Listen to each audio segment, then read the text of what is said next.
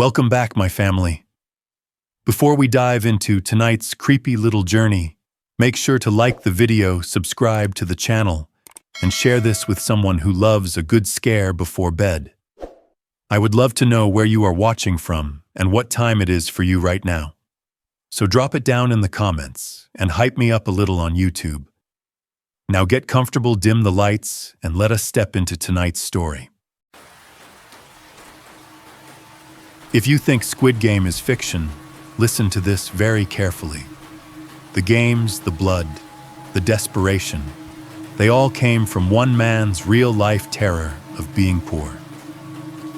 Tonight, I'll walk you through his story step by step, and you'll see why the scariest part of Squid Game is that it was never just a show. If you think Squid Game is just a crazy show you watched half awake on your couch with a bag of chips, you might want to turn a light on for this. Because what I'm about to tell you is not the story they put on Netflix. It's the story of the man who lived it. Not the games, not the doll, not the arenas. The terror that came before all of that. Picture this. It's 2 a.m. where you are right now. Your place is quiet in that weird, heavy way. The TV is off, the street outside has died down. Your phone screen is the brightest thing in the room. You hit play on this video because, hey, it's just another horror story, right? As you're listening, I want you to notice the little sounds around you. The low hum of your AC, the refrigerator clicking on and off, the distant whoosh of a car passing outside. Maybe the hallway in your building settling just a soft creak you normally ignore. Now imagine this. On the other side of the world in 2009, there's a man sitting in a cramped manga cafe in Seoul. Fluorescent lights buzzing overhead, thin curtains around tiny booths, cheap instant ramen smell burned into the carpet. He's not there for fun. He's there because he's broke. And I don't mean, I shouldn't have ordered DoorDash broke. I mean sold his laptop for rent broke. Borrowing from loan sharks to buy groceries broke. Lying awake at night, listening for footsteps on the stairs. Because he's not sure whether the knock at the door will be a landlord, a debt collector, or someone a lot worse. He hides from that reality in the only place he can afford, a booth you rent by the hour with shelves of violent manga and just enough privacy to pretend your life isn't falling apart. He pulls down his favorite series, the one so extreme that normal people can't even finish it. Kids forced to hunt each other. Blood on every page. Over-the-top, ridiculous violence. He opens it, and for a few minutes it works. The numbers in his head fade. The interest rates, the overdue notices, the way his mother avoids meeting his eyes, all of it gets drowned out by panels of screaming faces and insane games. And then halfway through a page he's read 20 times before. Something happens. He stops. Not because the story changed, because he did. A thought drops into his mind, so clean, so sharp, it almost hurts. What if I took this insane game and made it real, not with actors, not with props, with people like him, people drowning in debt, people who would do anything for money, in that tiny booth under ugly lights, surrounded by cheap snacks and other people's laughter. One broke man quietly stitches together 2 nightmares, the fantasy violence on the page, and the real violence of poverty outside. He grabs a pen. He starts to write. That's where Squid Game actually begins. Not in a studio, not in a boardroom, in the mind of someone whose life was already a horror story, long before the cameras ever rolled. Tonight, I'm going to walk you through exactly how that happened. How a single night in a manga cafe, a stack of debt, and one terrifying idea turned into the show you binged. And why the scariest part of Squid Game is that it was never just a show. So before we start, do one thing for me, listen. To your room, to your hallway, to the sounds you usually tune out. Because by the end of this video, you might realize those little noises that click, that hum, that faint creak outside your door have a lot more in common with Squid Game than you ever wanted to believe. The first thing I always notice is the clock. It's a cheap digital one, the kind you buy half asleep at Walmart, because you're tired of waking up and not knowing if you've overslept or if it just feels late. The red numbers glow on my kitchen microwave, casting this faint blood-tinted smear across the laminate countertop. 2:13 a.m. That time has started to feel deliberate. I'm at my kitchen table again, the same way I've been most nights for the past few months. The table's pushed up against the window because the outlet is there, so my laptop cable snakes under the curtain and plugs into a strip that's probably a fire hazard. Outside the glass, the parking lot is half lit by a 24/7 gas station across the street. The neon from their sign flickers just enough to be annoying, washing my blinds in sickly green every few seconds. If I glance out, I can see the tops of the pumps, the lonely car or two pulling in at this hour. People stepping out in hoodies and pajama pants to buy cigarettes or energy drinks, shivering under the harsh white overhang lights. Every time the automatic door opens, a thin beep carries across the empty road. I shouldn't be able to hear it from the third floor, but when the rest of the world goes quiet, the small sounds get bigger. Behind me, my fridge is humming. It's an old unit, off-white plastic, with a dent on the bottom freezer door from when the previous tenant dropped something, according to the landlord. The hum has this particular pitch to it, a low, steady drone that you only notice when it cuts off. The HVAC vents above the cabinets are blowing too hard, rattling a loose metal flap somewhere in the system, so there's this constant tap, tap, tap under the rush of air. The place smells like reheated takeout and dust. I'm sitting in the only decent chair I own, shoulders hunched over my laptop, typing this like I'm sending in a confession. If you're reading this on your horror channel, I guess that's exactly what it is. I'm not writing to you about a ghost in the attic or something growling under my bed. I wish it was that simple. I wish I could point to one window, one corner of the room and say, that's where the bad thing is. That's what you need to look at.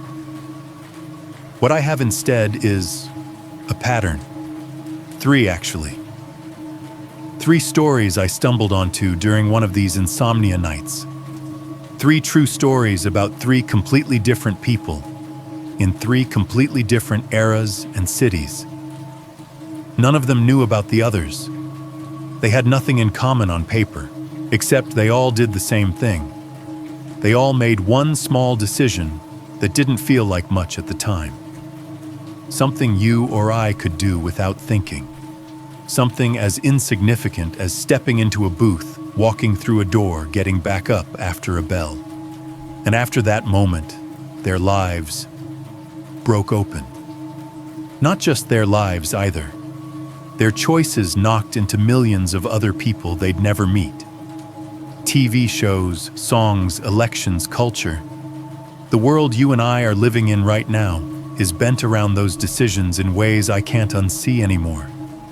That's what I'm actually writing about. Not monsters, not curses. The way a tiny private choice inside a quiet room can rewrite reality for everyone outside it. I didn't go looking for this. I just started watching horror videos the way a lot of people do by accident sometime after midnight, when the apartment was too quiet and my brain was too loud. I'd come home from late shifts, kick off my shoes, microwave whatever leftover was closest, and park myself at this table with YouTube running. At first it was true crime stuff, urban legends, the usual. Then I found the true horror channels, the ones where someone sits in a dark room and tells you stories that sound like they could have happened next door. There's something addictive about that, isn't there? You're sitting alone in your own little box in the world, and you suddenly realize how thin the walls are. How easy it would be for something awful to happen right where you're sitting and then get repackaged as entertainment for someone else at 2:13 a.m., 3 states away. That thought hooked me. So did the voices. those slow, measured storytellers describing other people's worst nights over background static and rain sounds. I'd let them play while I scrolled through bills in another tab, or half-heartedly answered emails or pretended to work on my own writing. Their stories were company in a way. If the narrator was talking, then the silence in my apartment didn't have claws. Over time, I noticed there were 3 stories I kept coming back to, 3 that lodged under my skin and refused to leave. The first was about a broke man in Seoul, South Korea, who sat down in a manga cafe one afternoon and out of pure desperation scribbled the outline for a story you and I now know as Squid Game. The second was about a tiny recording studio in Memphis that would let anybody record a track for $4. The owner wrote 2 words about a shy truck driver with a guitar and accidentally opened the door for Elvis Presley. The third was about a charity boxing match in Ottawa, where a man everyone laughed at, this soft, polished, not a real fighter guy, stepped into the ring for the first time and changed how an entire country saw him after one bell. That man later became the Prime Minister. A booth, a door, a bell. Those 3 objects started turning up everywhere once I noticed them on my screen, in my memory, in my own apartment. Like the stories had opened some filter I couldn't turn off anymore. That's why I'm writing to you. Because whatever this is, it started small. It started with me at this same table one night, not too different from this one, trying to type the first sentence of the first story. The HVAC is still blowing above me as I write this, a steady white noise that fills the space between the clacks of my keyboard. My laptop fan kicks on and off, whining softly. Out on the highway that cuts past my complex, a semi-truck downshifts engine brake, roaring for a few seconds before it fades into the distance. I open a new document. The cursor blinks, patient and accusing. I type, "One afternoon in Seoul, a man sat down in a manga booth." And right then, mid-sentence, the HVAC clicks off. The sudden silence is so thick, it feels like someone pressed a pillow over the whole apartment. 1 second, there's this constant rush of air and a metallic rattle. The next, nothing. The hum from the fridge seems to get louder to fill the gap, but even that fades into my awareness, like a sound fading down a hallway. For a heartbeat, all I can hear is my own breathing and the faint tinnitus whine in my ears. Then, from directly above my head, something heavy slams onto the floor of the apartment above mine. It's not the muted thump of someone walking or dropping a remote. It's a sharp, jarring crack like a bowling ball or a weight plate being dropped from waist height. The ceiling vibrates. My chair jerks under me a little. My fingers flinch and mash random keys on the keyboard. My heart punches my ribs so hard, my vision goes white at the edges for a second. I sit there, frozen, listening. A chair scrape, footsteps pacing once, twice. Silence. My upstairs neighbor is usually quiet. I've never heard them at this hour, never anything that violent.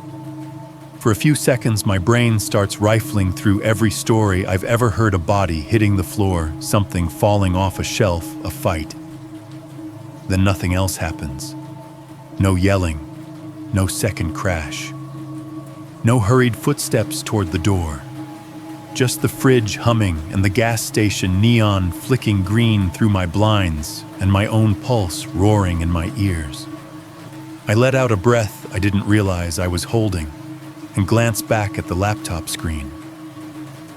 The sentence I'd started is still there, half finished, blinking at me accusingly. One afternoon in Seoul, a man sat down in a manga booth. My hands are still shaky when I reach for the keyboard, but I can't ignore the way my mind immediately welds what just happened onto the words on the screen. Noise, silence, impact. A small sound that doesn't belong in a quiet room. That's exactly how his story starts too. I hear myself whisper into the empty kitchen, my voice sounding too loud in the room. With a noise and a small decision in a booth. I'm not wrong. For him, the sound was the low murmur of a manga cafe and the scratch of his pen on cheap paper. For me, it's the thump above my head at 2:13 a.m. Both of us sitting in our little boxes thinking the worst thing we're dealing with is money and insomnia, not realizing that something else is already shifting in the dark around us. I rest my fingers on the keys again and start to type this time without stopping. Because if I'm going to tell you what happened to him in that booth, how a broke, exhausted man's idea turned into a global nightmare, I have to start with what happened in mine. And with that first sound that made me jump so hard, I nearly pulled the plug on my laptop, instead of the thread that's been pulling on me ever since. Let me pull you out of my kitchen for a second and drop you somewhere else. Seoul, 2009. It's late afternoon, the kind of washed-out daylight that makes everything look a little tired. The streets are crowded in that dense city way, lines of cars waiting at lights, buses wheezing to a stop, people rushing across crosswalks with bags and briefcases and paper cups of coffee. Neon signs compete over the sidewalks, half of them already glowing even though the sun isn't down yet. On the second floor of a narrow building above a convenience store and below a language academy, there's a place most people don't even really notice. A manga cafe. You push the glass door open, and this cheap electronic chime sings at you, bright, too cheerful like a toy.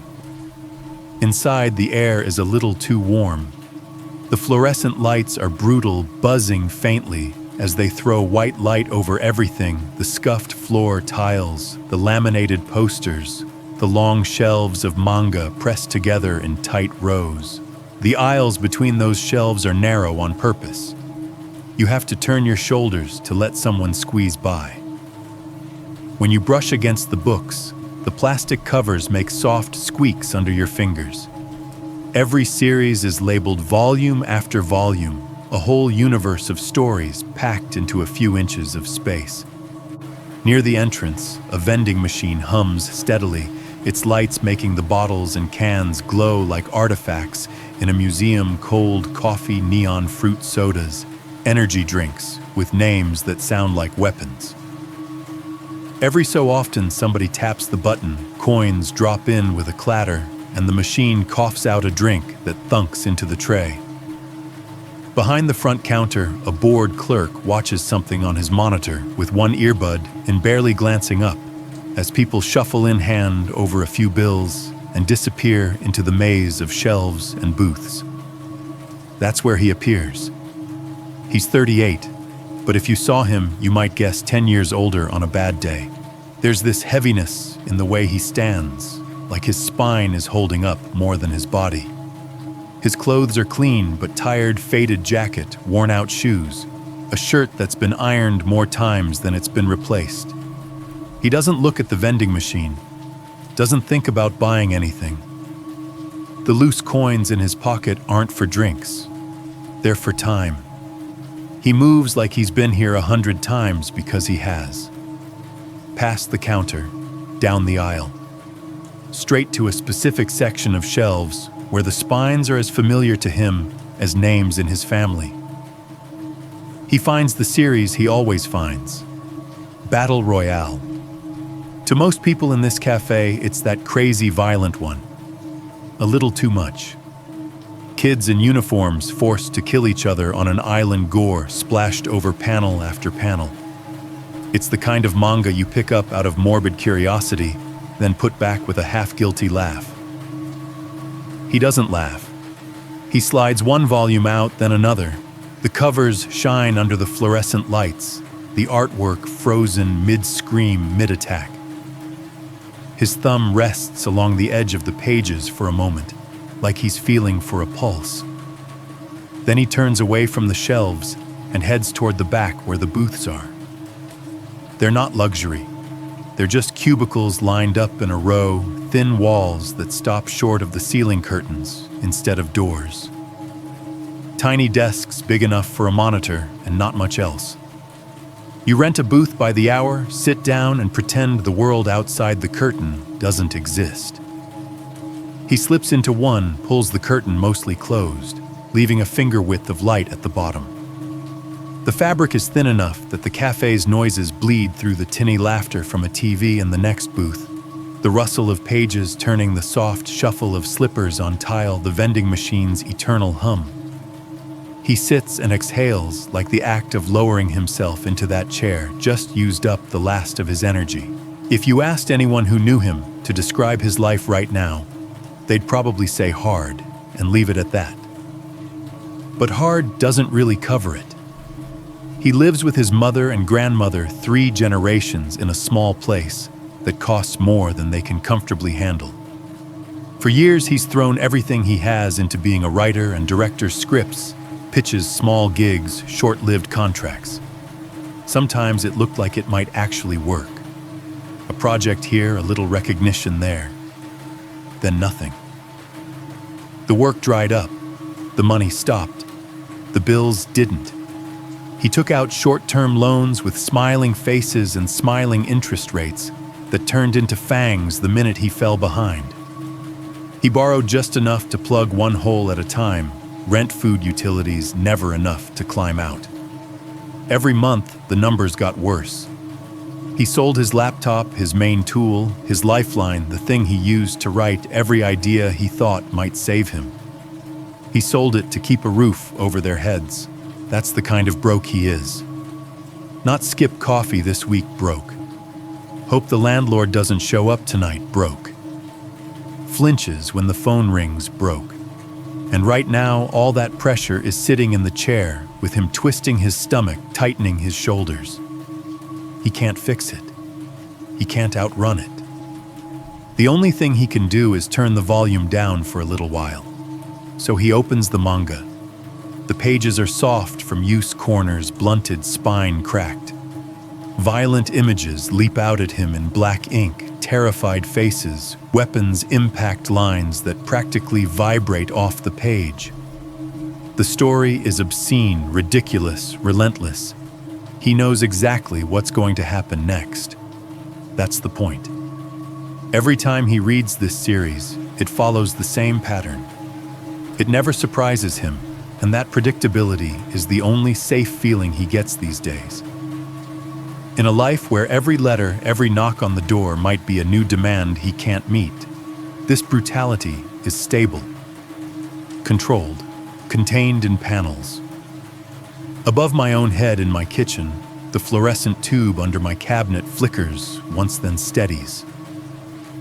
As I picture him squinting under that harsh cafe lighting, I'm suddenly aware of the hum in my apartment, the low thrum of my fridge, the hiss of the vent, and the way it all blurs into one long metallic drone. He turns the pages slowly, eyes tracking the drawn blood, the desperation, the kill or be killed rules. On paper, it's an outrageous scenario. In his chest, it's not that far off. Kids in that manga didn't ask to play that game. He didn't ask to live in this one. People in Battle Royale are forced into an arena and told survive or die. People in his world are forced into debt and told pay or be crushed. He keeps reading. In the booth next to him, someone shifts in their chair. The plywood wall creaks softly. A spoon clinks against styrofoam. The front door chimes again, a soft, upbeat melody that feels slightly wrong over the violent panels in his hands. On my side of the world, my fridge compressor kicks on again with a low, grinding start. The sound swells like a distant crowd. I glance toward my bedroom door, half open on a dark hallway, and for a second, it looks like one of those booth curtains in my head. Thin, fabric-thin separation. He doesn't know any of that. He just knows his own life is too loud, and this story makes it quieter. Then, in the middle of a page, he's seen so many times he could draw it from memory. He stops. Nothing external changes. The fluorescent lights don't flicker. The vending machine doesn't stutter. No mysterious figure brushes past the curtain. No voice whispers in his ear. His eyes are still on the panel, but they're not really seeing it. something shifts inside. A thought slides into place so smoothly, it's like it's been waiting there the whole time. What if this was about people like me? Not students in uniforms on an island. People in debt notices and second-hand clothes. What if the game wasn't some government punishment? What if it was an offer, come play? Win money. Erase everything you owe. What if the players weren't chosen because of something they did, but because they're desperate enough to say yes? He feels it in that cramped booth like a click in his chest. Not inspiration. That's too pretty a word. Recognition. He doesn't laugh. He doesn't shake his head and dismiss it as too dark. It makes too much sense. In my apartment, my typing slows. The words on my screen blur for a second as I look up and notice how still everything around me has become. The hum of my fridge, the glow of my own overhead light, the narrowness of my little kitchen corner. A booth is supposed to be a place you go to get away even for a few hours. For him, this one just turned into something else. He closes the manga carefully, fingers resting on the cover. Outside the door, chime rings. Someone comes in. Someone leaves. Inside that thin-walled booth, a 38-year-old man who has sold his laptop, drained his savings and borrowed himself into a corner picks up a pen instead of the next volume. He doesn't know what he's doing yet. He doesn't know this scribbled idea will haunt him for the next decade. He just knows this story on the page suddenly isn't enough anymore. He wants to write his own. In that moment, under those two bright lights, with vending machines humming and strangers murmuring on the other side of the curtain, he mixes two things that were never meant to touch: fantastic violence and real debt. It doesn't feel supernatural when it happens. It feels obvious, logical, almost inevitable. But sitting here now at my kitchen table at 2:13 a.m., listening to my own appliances breathe in the dark, I can't shake the feeling that this is where everything goes crooked. A man walks into a booth to hide from his life. When he walks out, he's carrying a doorway, and the rest of us have no idea we're going to end up walking through it. By the time he uncaps the pen, the rest of the cafe has already started to blur into background noise. He bends over the little desk, the manga volume pushed aside, and begins with messy, uncertain strokes. He doesn't start with a title or characters, or even a clean sentence. It comes out in fragments, like a fever breaking onto the page. Game. Debt. Contestants. Eliminated. Prize money. The booth is barely big enough for him and that idea, but somehow he folds himself around it. Shoulders, rounded wrist, cramped ink, dragging across cheap paper, as if he's trying to keep up with something running just ahead of him. Outside the booth, time moves in its normal, uncaring way. The fluorescent lights keep buzzing. Somebody in the next cubicle laughs too loudly at a scene in whatever they're watching, then quickly lowers the volume. Bowls and cans clink as customers finish their snacks. The door chime sings again as a pair of teenagers wander out, still talking, their voices fading down the stairwell. The air is full of low, overlapping sounds, the vending machine groaning as it spits out another drink, the distant hiss of a kettle in the tiny back kitchen, the faint beat of music leaking from someone's headphones. He doesn't look up. The pen keeps moving. He tries to pin down the rules that have been forming in the back of his mind since he first thought, what if this was real? Not an island, but a hidden facility. Not school kids, but grown adults drowning in bills. Invitations, maybe. A strange card. A number to call. People agreeing to play before they understand how far it will go. The guards, faceless. The game's simple on the surface, but cruel underneath. Every detail he adds feels like he's dragging something heavy up out of a dark well, awful and obviously wrong, but also in a sick way honest. Hours pass like this. Every so often his hand cramps. He shakes it out. fingers stiff and slightly stained with ink, then goes back to it. His back aches from the way he's hunched over. His eyes burn not just from the harsh light, but from the intensity of seeing this thing in his head fully formed for the first time. He knows what he's writing is too much, too violent, too bleak. But he also knows exactly why it won't leave him alone. Because in his world, people already play games like this. They just don't get prize money at the end. Slowly, the cafe begins to thin out. The comedy show in the next booth clicks off. The whispering couple packs up curtains sliding open with a faint rasp as they step into the aisle. One by one, the other curtains open and close, footsteps padding back toward the front.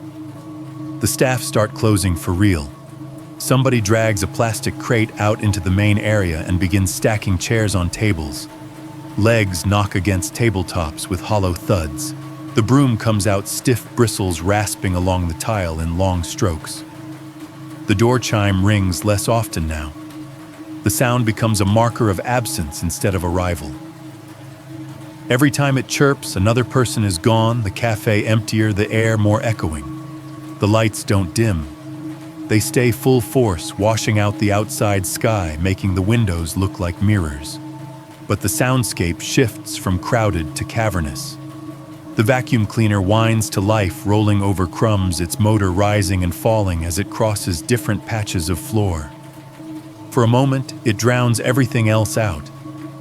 In my kitchen, my own fridge compressor chooses that exact instant to rev up too, the low rumble thickening until it sounds like there's a small machine room hidden behind my wall. The coincidence makes the hair along my arms stand up. My fingers pause over the keys as I picture him alone in that bright, emptying cafe, still writing like he doesn't have a choice. They vacuum around his booth. The noise comes closer, closer, then recedes again, leaving a faint smell of dust and something lemon-scented in its wake. The broom returns for the corners. Somewhere behind the counter, someone counts money bills, snapping coins, clinking into a tray. The staff murmur to each other about closing tasks, about the weather, about whatever show they're going to watch when they finally get home. They call back toward the booths, polite but firm, letting whoever's left know they're shutting down soon. He doesn't move. He hears them. He understands. But the idea is moving faster now, and he's terrified that if he stands up, if he folds this paper, if he pushes it away for even a second, it will all evaporate and leave him with nothing but the same crushing reality he walked in with. So he nods absently, calls out something like, "Just a minute," and keeps scratching on the page. Eventually, the vacuum stops. The broom stops. The chairs are all stacked. The front door chimes one last time as the final customer shuffles out. The clerk sighs, stretches, shuts off the monitor behind the counter. There's a soft click as he turns the lock on the main door. The cafe isn't completely silent. The vending machine still hums. The fluorescent lights still buzz. But compared to the noise from an hour ago, it feels like someone turned the volume down on the whole world. The only living sound now is the scratch of his pen. He's alone in the booth, but not really alone. He's surrounded by all the people he's just invented. Players, guards, frontmen, the nameless insomniac Rich watching from somewhere above. Every line he scrawls is a step deeper into a world where life is cheap and money is everything. If you saw him from above, he'd look small. One hunched shape in a tiny partition head, bowed, trapped between high shelves and thin walls, while a city of millions moves indifferently outside. In my apartment, I shift in my own chair, and the lamplight throws my shadow long against the wall. My booth is a corner I carved out of a one-bedroom unit, cheap lamp from Target, scratched kitchen table laptop in the middle, and a stack of unpaid bills fanned out to my left, like a hand of losing cards. Behind the apartment wall, a late-night truck on the highway downshifts, its engine brake roaring for a few seconds before it lets go. The sound, drawn out and mechanical and ugly, reminds me of a game sound effect.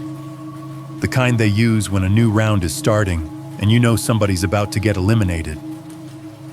I glance at the envelope on top of the pile, red-stamped final notice. Below it, another from a credit card company, another from the electric utility. The ink on all of them might as well be the same. I get why his story hooked something in me. It's not just that he was broke, it's the specific flavor of broke, where the place you go to escape ends up handing you the blueprint for your worst nightmare. Then the whole world lines up to watch that nightmare and call it entertainment.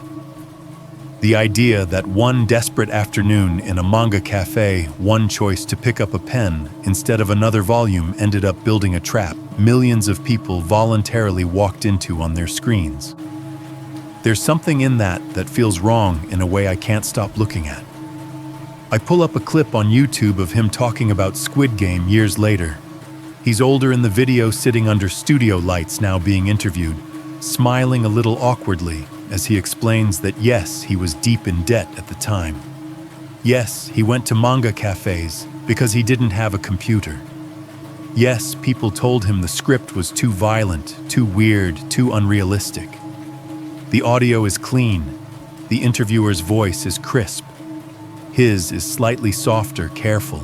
I let the video play while I scroll down the page, scanning comments, mental notes forming for the story I want to tell. My apartment is otherwise quiet. The gas station outside has no customers at the moment, just empty fluorescent islands. My building's hallway is still. On screen, he laughs a little as he admits I was very poor. I needed money. The interviewer says something back. He answers. And then there's this tiny glitch of sound, just a little pop in the audio track, like the mic cable was jostled for half a second. At that exact instant, my fridge clicks off. The hum that's been under everything suddenly disappears. The silence that rushes in behind it feels wrong, too sharp. For one weird heartbeat, my brain expects something loud to slam into that empty space, a buzzer, a gunshot, the roar of a crowd, anything. The way a game cuts from quiet to chaos without warning. Nothing happens. The clip keeps playing like normal. The interviewer smiles. The creator nods. Somewhere in the footage, an audience laughs at a joke about how unlikely the show's success seemed back then. In my apartment, a car passes outside with a soft whoosh on wet asphalt. That's it. I realize my shoulders are up around my ears. I force myself to breathe out, slowly unclench my jaw, and tell myself it was nothing. Just timing. Just my brain stitching unrelated sounds together because I've been awake too long and staring at screens too much. But after that night, I stopped trusting the silence here. I start leaving the TV on low in the living room when I work at the kitchen table, tuned to some late-night rerun or infomercial I'm not really watching. I'd rather have somebody else's canned laughter and fake urgency leaking under my door than that sudden heavy hush when the fridge stops and the vents cycle off. White noise feels safer than whatever my imagination is waiting to pour into the gaps. That was the first time I noticed it, how a booth in Seoul and a booth in my own kitchen could echo each other. I told myself it was just a coincidence. I only stopped believing that after I learned what happened to his idea over the next 10 years. By the time he walks out of that manga cafe with his pages stuffed into a thin folder, the city hasn't changed at all. The same buses grind by the same crosswalk signals, chirp, the same office workers rush past with paper cups clutched in one hand, phones in the other. Neon signs flicker, traffic lights cycle, and somewhere up above, the fluorescent hum of the place he just left keeps droning like nothing important happened there. He's the only thing that's different. In his hands, that folder feels heavier than it should be. It's not thick, just an outline, some scenes, rough sketches of rules and games and characters. But to him, it's everything. It's not just a story. It's a way out. A way to turn the horror of his own life into something that might actually pay enough to stop the phone calls, cover the rent, let his mother buy groceries without counting bills twice. He doesn't sleep much after that. He turns the outline into a full script, night after night, hunched over borrowed computers and cheap notepads. He fleshes out the world, the mysterious recruiters, the debt-ridden players, the hellish arena disguised as a game. Every scene feels like he's carving something out of his own fear and packaging it into a new form. He is exhausted, but there's a current of adrenaline running under it now, a little pulse of, this could be it. Then comes the part almost no one ever romanticizes, the pitching. If you've never done it, here's what it actually looks like. Bland offices, waiting rooms with neutral art on the walls, generic landscapes, abstract swirls that don't mean anything. Low, polite music playing from somewhere you can't quite locate. Chairs that aren't comfortable enough to relax in, but not uncomfortable enough to complain about. A receptionist at a desk tapping quietly at a keyboard, answering phones, in a voice so soft and rehearsed, it stops sounding like speech and starts sounding like an automated prompt.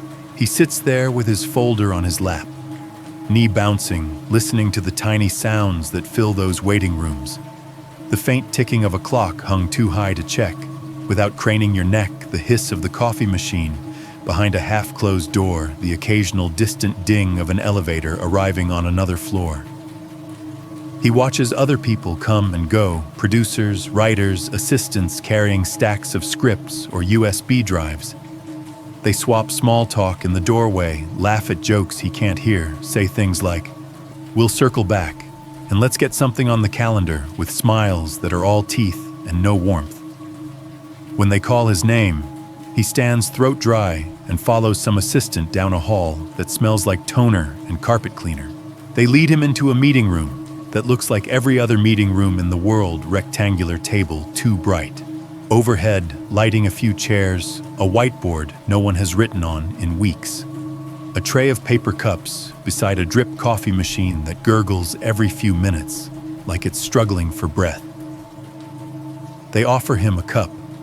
He accepts even though his stomach is a fist. He lays his script on the table and starts to talk. At first, people listen. They really do. Heads tilted, eyes narrowed in concentration. They nod at the premise. They make encouraging noises. The idea is clean. After all, people in debt are recruited into a secret game. They compete in deadly versions of children's games for a huge cash prize. Losing means death, winning means everything. It's high concept. It's shocking. It's different. He watches their faces as he explains how the games will work, how the players will be introduced, how the stakes will slowly reveal themselves. He talks about the themes: capitalism, desperation, inequality, because he genuinely believes that's the heart of it. He's not chasing gore for gore's sake. He's just holding up a funhouse mirror to the world he's already living in. For the first 10 minutes of each meeting, hope actually feels reasonable. He can see it, yes, a budget, a set, actors, cameras, his name on a title card. He sees his mother not having to work extra hours, his grandmother not worrying about utility bills. He sees himself buying another laptop, a better one, sitting down to write something new from a place that isn't constant panic. Then it always happens. The shift. You can't really catch the exact second if you're not looking for it, but he is, because it happens every time. Someone leans back a little. Someone's eyes slide down to a phone. A polite smile tightens at the corners. The questions turn from, "And then what happens to?" But won't that be a bit much? They shake their heads, always gently. They compliment his vision and his ambition, like they're offering condolences. They tell him things like, "It's very violent. It's too weird for mainstream. I don't think audiences will relate to this. No one wants to see something this bleak." There's no market for this kind of story. In those rooms, seated in those chairs under those office lights, the nightmare he built from his own reality is treated like a defective product. Too sharp, too dark, too honest. He leaves with his script still in his hands and the taste of burned coffee in his mouth. In my own life, it doesn't look that different if you squint. Swap out the language, the city, the profession, and you'd recognize the pattern. My bland offices are emails opened on a computer at 2 a.m. We've decided to go in a different direction. Unfortunately, we're unable to move forward at this time. Thank you for your submission, but my waiting rooms are browser tabs full of online job postings and submission portals. The little spinning circles that mean processing the form rejections that land in my inbox with the polite brutality of a guillotine. I know the shift too. The moment someone on the other side of a screen stops seeing potential and starts seeing inconvenience, the way their sentences change shape. They start out curious. They end up careful. He goes back home after each meeting script folder thinner at the edges and looks at the same 3 faces around the dinner table. His mother asking how it went, trying to keep hope out of her voice so he won't feel worse if it's a no. His grandmother pretending not to listen too closely, hands busy with dishes. He forces a small smile and says, "They liked the idea, or they're thinking about it," because what else can he say? He doesn't tell them about the way one executive's expression turned almost disgusted at a particular game. He doesn't tell them about the phrase "too unrealistic," when the only unrealistic part to him is the prize. He keeps revising, softening some details, sharpening others. He trims scenes, adds new ones, tries to thread more humor in to make it palatable. He sends it out again. He sits in more waiting rooms with more ticking clocks and folding chairs, listening to more elevator dings echo up the shaft while he rehearses his pitch in his head. Hope spikes with every new meeting. Rejection slams it down. There's always a brief calm afterward where he tells himself it's fine, it's part of the process, he just needs the right person. He'll walk around the city at night, watching the glow from apartment windows and office towers, thinking about all the people inside them who have no idea he's trying to sell them their own worst impulses in the shape of a show. Then the next no lands, and the wave crashes again. 1 year, then 2, then 5. The world keeps moving forward, new trends, new shows, new obsessions. Zombie crazes come and go. Global news lurches through disasters and scandals. People binge one series and then another, always hungry for the next thing. His life barely moves at all. He scrapes together small writing jobs where he can find them work on other people's projects, side gigs that pay little and require a lot. The debt doesn't disappear. It reshapes itself, but it doesn't leave. Some weeks are better than others. Some weeks are just survival. He keeps carrying that script around like a cursed object no one else recognizes the weight of. In my apartment, my inbox is its own graveyard of almost and maybe later. Old pitches, short stories, video ideas, a half-finished script for a podcast episode that never went anywhere. I scroll through them sometimes and feel that same sick mix of embarrassment and stubbornness he must have felt. Why am I still holding on to this? Why does this one feel too important to delete? 10 years is a long time to believe in something no one else can see. But he does. He drags that folder back into rooms where people have already decided what plays and what doesn't. He sits under more fluorescent lights, drinks more paper cups of coffee that taste like burnt cardboard and resignation. He watches more faces cycle through the same pattern: interest, discomfort, rejection.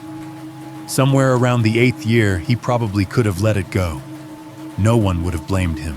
He could have tucked the script away in a drawer, called it a learning experience, a passion project that just didn't land. He could have listened when people said, "This is too much. It'll never get made." He doesn't. He keeps showing up. That's the part that frightens me more than anything, if I'm honest. Not the gore in the games he imagined, not the creepy masks, or the giant doll, or the ominous red light. The persistence. The way a person can cling to an idea so long that it starts to feel less like a choice and more like a fate. Because when you push something that hard against the world for that long, it has a way of leaving a dent. And one day, almost a decade after he first picked up that pen in the manga cafe he walks into, yet another bland office sits in yet another meeting room with yet another executive across from him, and something different happens. They don't lean back. They don't flinch. They don't say, "Too weird." They say, "We'll buy it." In the quiet little booth I've made for myself, at my kitchen table with my own stack of half-dead dreams within arm's reach, I can almost hear the sound that must have made in his head. Not a shout. Not an orchestra swell. Just a tiny internal click, like a key finally turning in a lock. It was never really designed for. He has no way of knowing, sitting in that bland room with that lukewarm coffee that he's just sold, the world a nightmare. So compelling people will line up to binge, it dress up as it meme, it laugh about it over drinks. He has no idea the scale of what he's setting loose. All he knows is that after 10 years of no, someone finally said yes. And somewhere inside that yes, whether anyone wants to admit it or not, a whole lot of other people just signed up to play his game without even realizing it. When the meeting finally ends, he almost doesn't understand what just happened. The words are simple, ordinary. They aren't delivered like a prophecy. There's no dramatic pause, no swelling music. Just a producer across the table flipping the last page of his script back into place. Fingers resting on the cover as they say something like, "We think this could work. We'd like to move forward." That's it. After 10 years of too violent, too weird, no one will watch this. The approval doesn't arrive like a trumpet blast.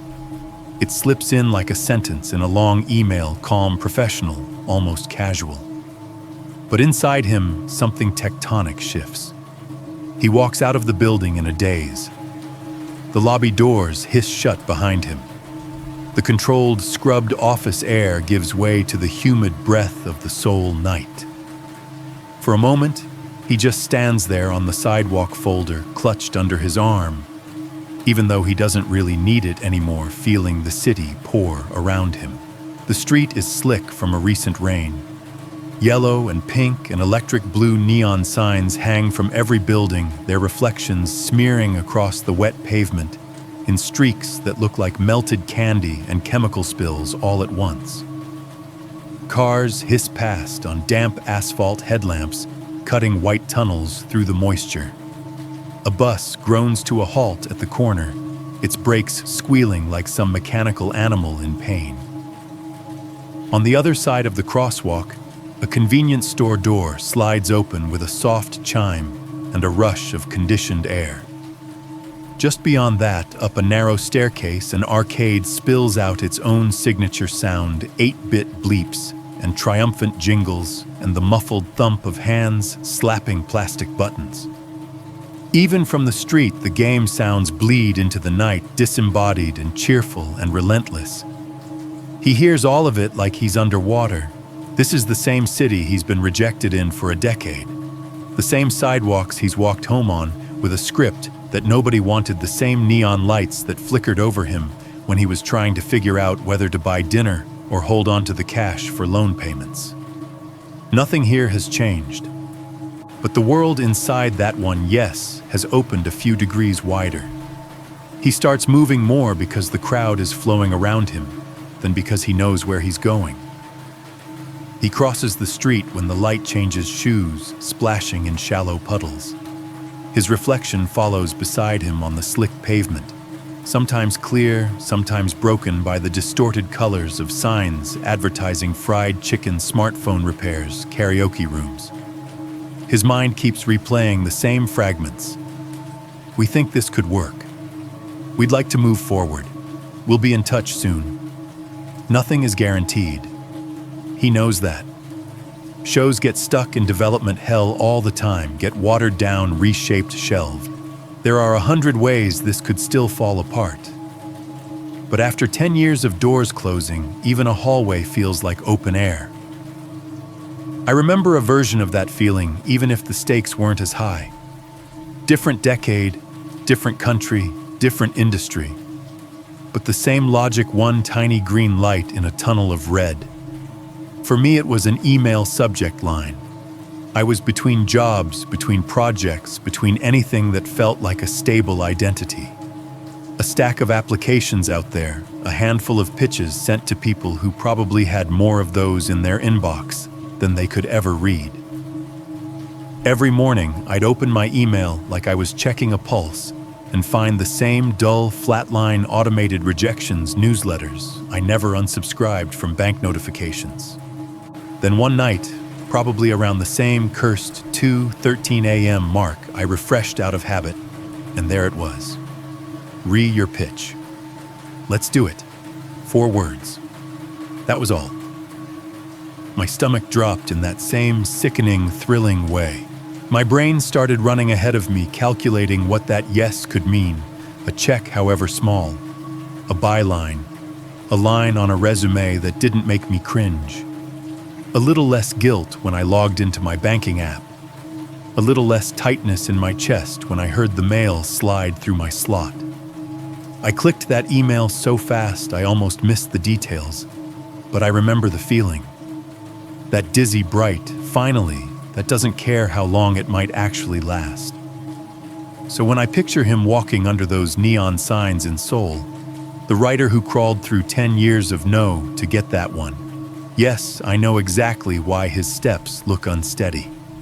Why his hand probably keeps brushing the script under his arm, half afraid it'll vanish if he doesn't keep touching it.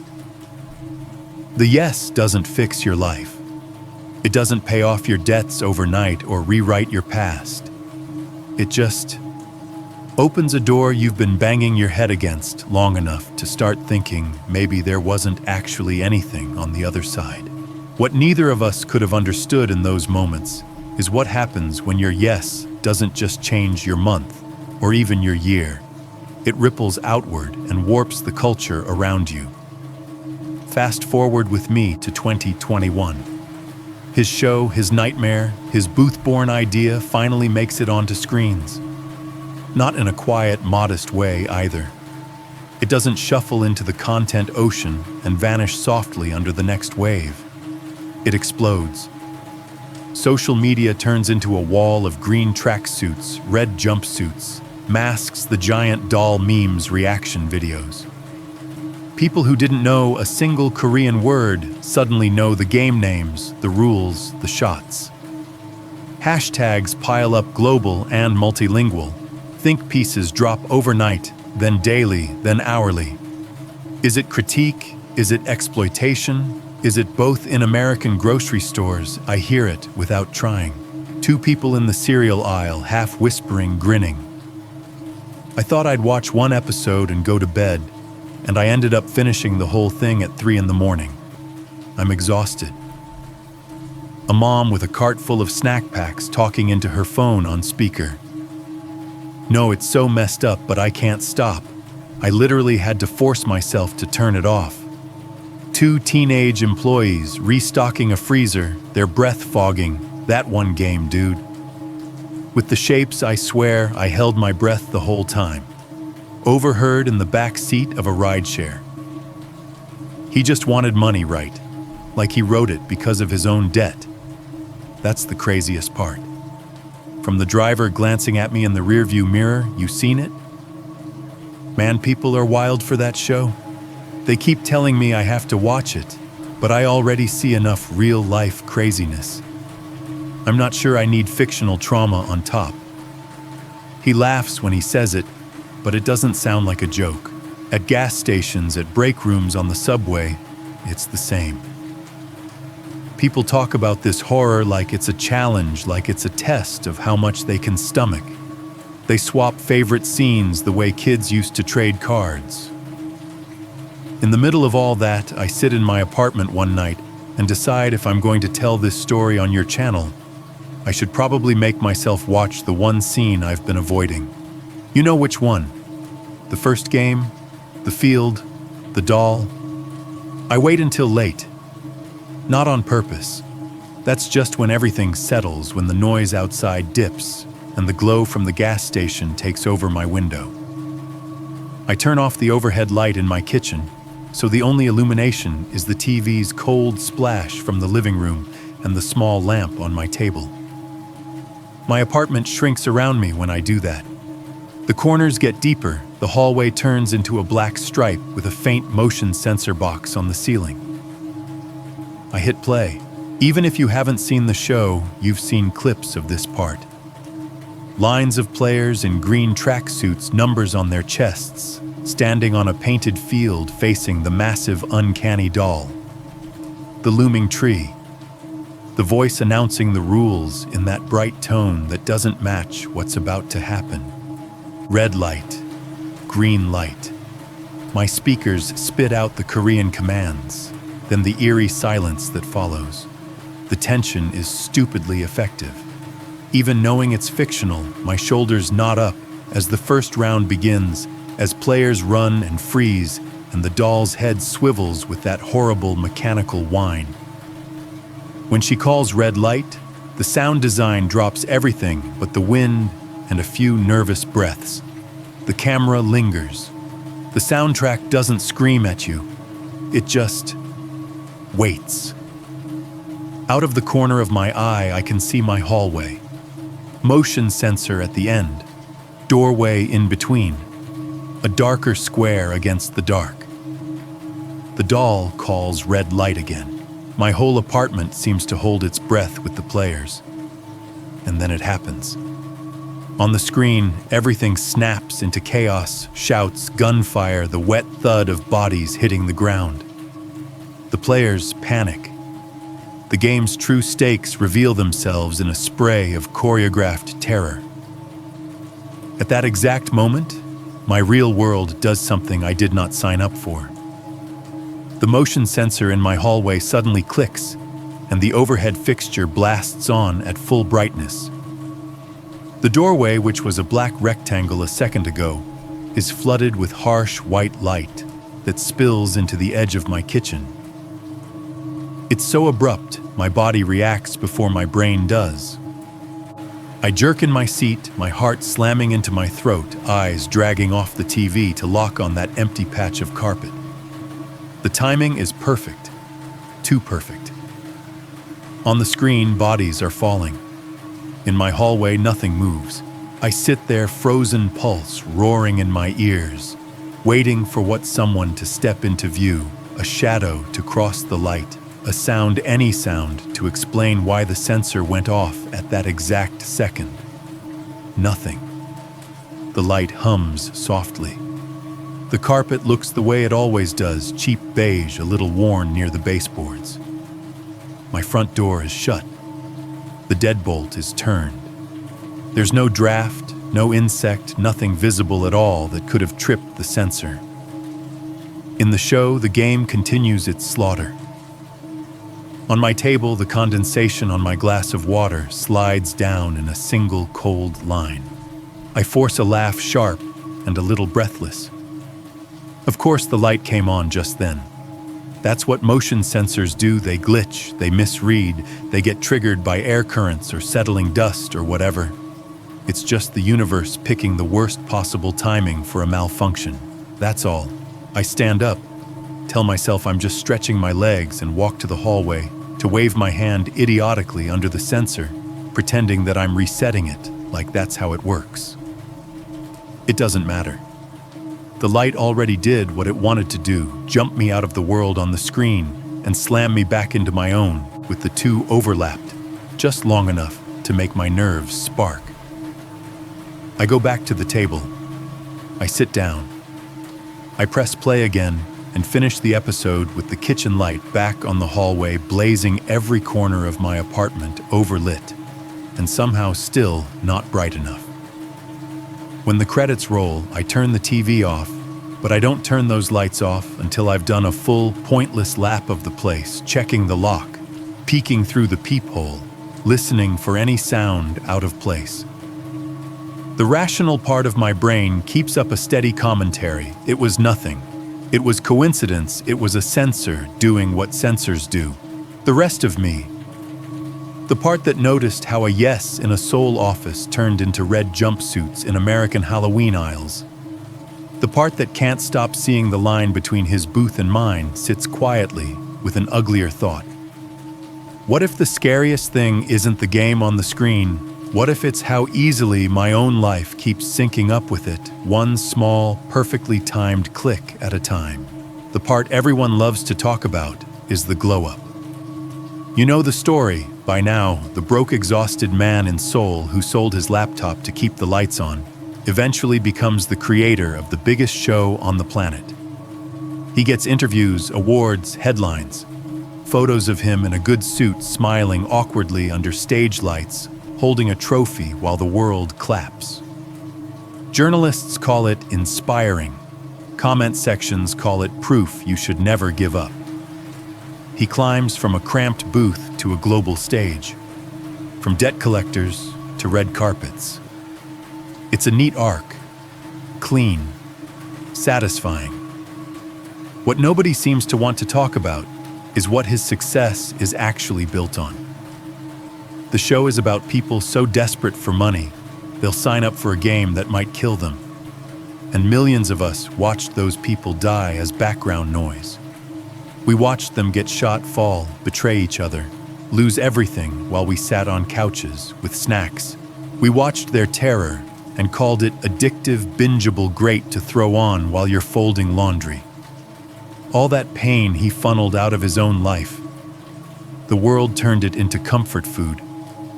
I remember sitting with that thought one night sometime around episode 3 or 4.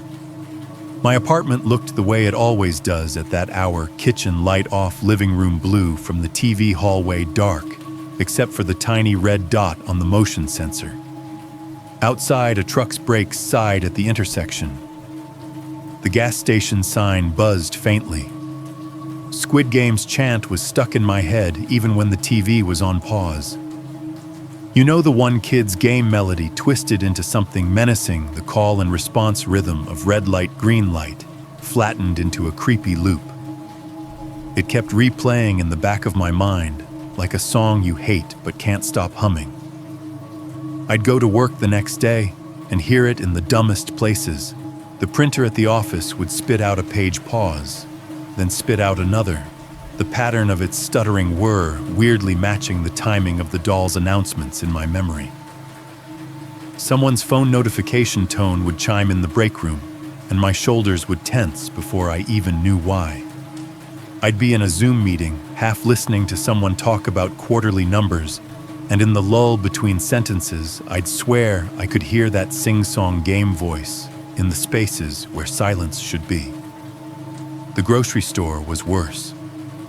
I remember standing in line at the self-checkout one Friday night, the place crowded with people trying to rush through before the weekend.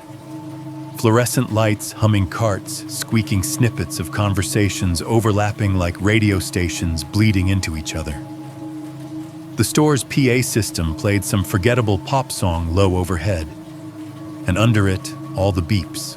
Every time someone scanned an item, the machine made this little chirp, sharp, bright, mechanical. Once you notice it, it becomes a metronome beep for bread, beep for milk, beep for frozen dinners, and six-packs and candy bars thrown on conveyor belts at the last second. Beep, beep, beep. I stood there with my basket, ramen, cheap coffee, some microwave meals, comfort food of my own, and listened, and something in my head lined those beeps up with the gunshots in the show. Not literally, the sounds weren't the same, but the rhythm was. Lines of people moving forward in an orderly fashion to exchange money for survival. Machines tallying the cost. The cheerful computerized voice telling them to place item in the bagging area when they did it wrong. For a second, I saw the whole place as a non-lethal version of his game, all of us participating in systems we didn't design, following rules told to us by screens and disembodied voices, aware that somewhere above us, people were making more money off our panic than we ever would. And that was when it hit me I wasn't inspired by his success. I was unnerved by it. Here was a man whose life had been suffocated by debt, whose fear had driven him into a fluorescent booth to read violent manga as an escape. He'd taken that desperation, distilled it, and turned it into a nightmare so effective the entire world couldn't stop watching. And what did we do with it? We turned it into memes, Halloween costumes, TikTok challenges, brunch conversation. His financial panic slipped between worlds. It stopped belonging to him and started belonging to us.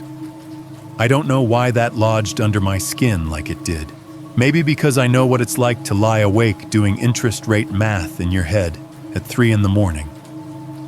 Maybe because I've had my own horror moments trimmed and repackaged as anecdotes that made other people laugh. But sitting alone at my kitchen table lit by a screen full of people dying for money while I ate cheap chips out of the bag, I felt something I hadn't expected: guilt. And underneath it, something like fear. Not fear of the show. Fear of what it said about the rest of us. When people talk about horror, they always focus on the monster, the ghost, the killer. But the real horror of his story is that the monster is money, and the ghost is the future you thought you'd have, and the killer is whatever you're willing to do to get back even a fraction of it. And we consume that like entertainment. Even when I wasn't watching, it wouldn't turn off. The chant from the first game would slip into my thoughts. When I was doing dishes, the melody warping to match the clink of plates. The sound of my neighbor's washing machine starting its spin cycle had the same lurching whine as the doll's head turning. A kid outside in the parking lot shouting to a friend sounded for one heartbeat like the call to stop running. It was like the show had infected the soundscape of my life. That's why when the new noise started, I didn't trust myself at first. The first time I heard it, I was at the table answering emails long after I should have gone to bed. The TV was off for once. The only light was the lamp and the glow from the gas station outside the window. The apartment was wrapped in that late-night hush, where even the fridge seems to be holding its breath. I was halfway through rereading an old pitch, the kind I'd sent into a void months ago, when I heard it ding. Soft. Clean. High enough to sit on top of other sounds, but not shrill. The kind of tone you get when an elevator arrives at your floor in a decent hotel. Except my building doesn't have an elevator. I froze, listening. Nothing. No footsteps in the hall, no voices, no doors opening or closing. I shook it off. Told myself it was probably somebody's phone in the next apartment over, or the microwave down the hall, or some other everyday device my brain had dragged forward because it finally had a quiet background to stand out against. I went back to my inbox. A few minutes later, ding. Same tone, same volume, like it was happening in the same place. This time I noticed something else. It didn't sound muffled the way noises through walls usually do. It sounded local, like it was in my unit. Maybe in the kitchen, maybe right behind me. I turned in my chair, eyes scanning the small space. Stove off, microwave dark. No timers set, no devices plugged in except my laptop and the lamp. My phone sat face down at the edge of the table screen, black. I picked it up, checked anyway. No notifications. Volume muted. My skin prickled. Ever notice how your own home feels different when you can't identify a sound? How every familiar object around you suddenly looks a little suspect? The same fridge, the same cabinets, the same cheap countertop. And yet for a moment, they all feel like props that could be hiding something else. I told myself it was the show. Of course it was. I'd been marinating my brain in it for days. I'd been picking apart his story, mapping out scenes, replaying interviews. My sense of what belonged where was bound to be a little warped. The next few nights, it kept happening. Not constantly. Not enough to call anyone or complain about. Just occasionally. Always late. Always when the apartment was still.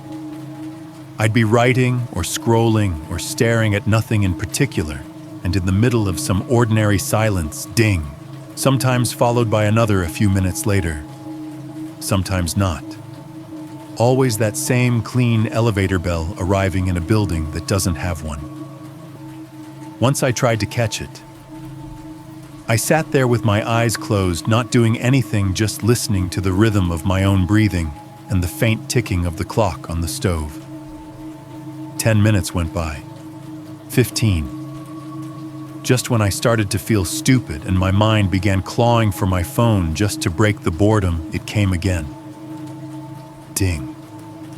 Right in that space between inhale and exhale, like it had been waiting for the exact moment I let my guard down.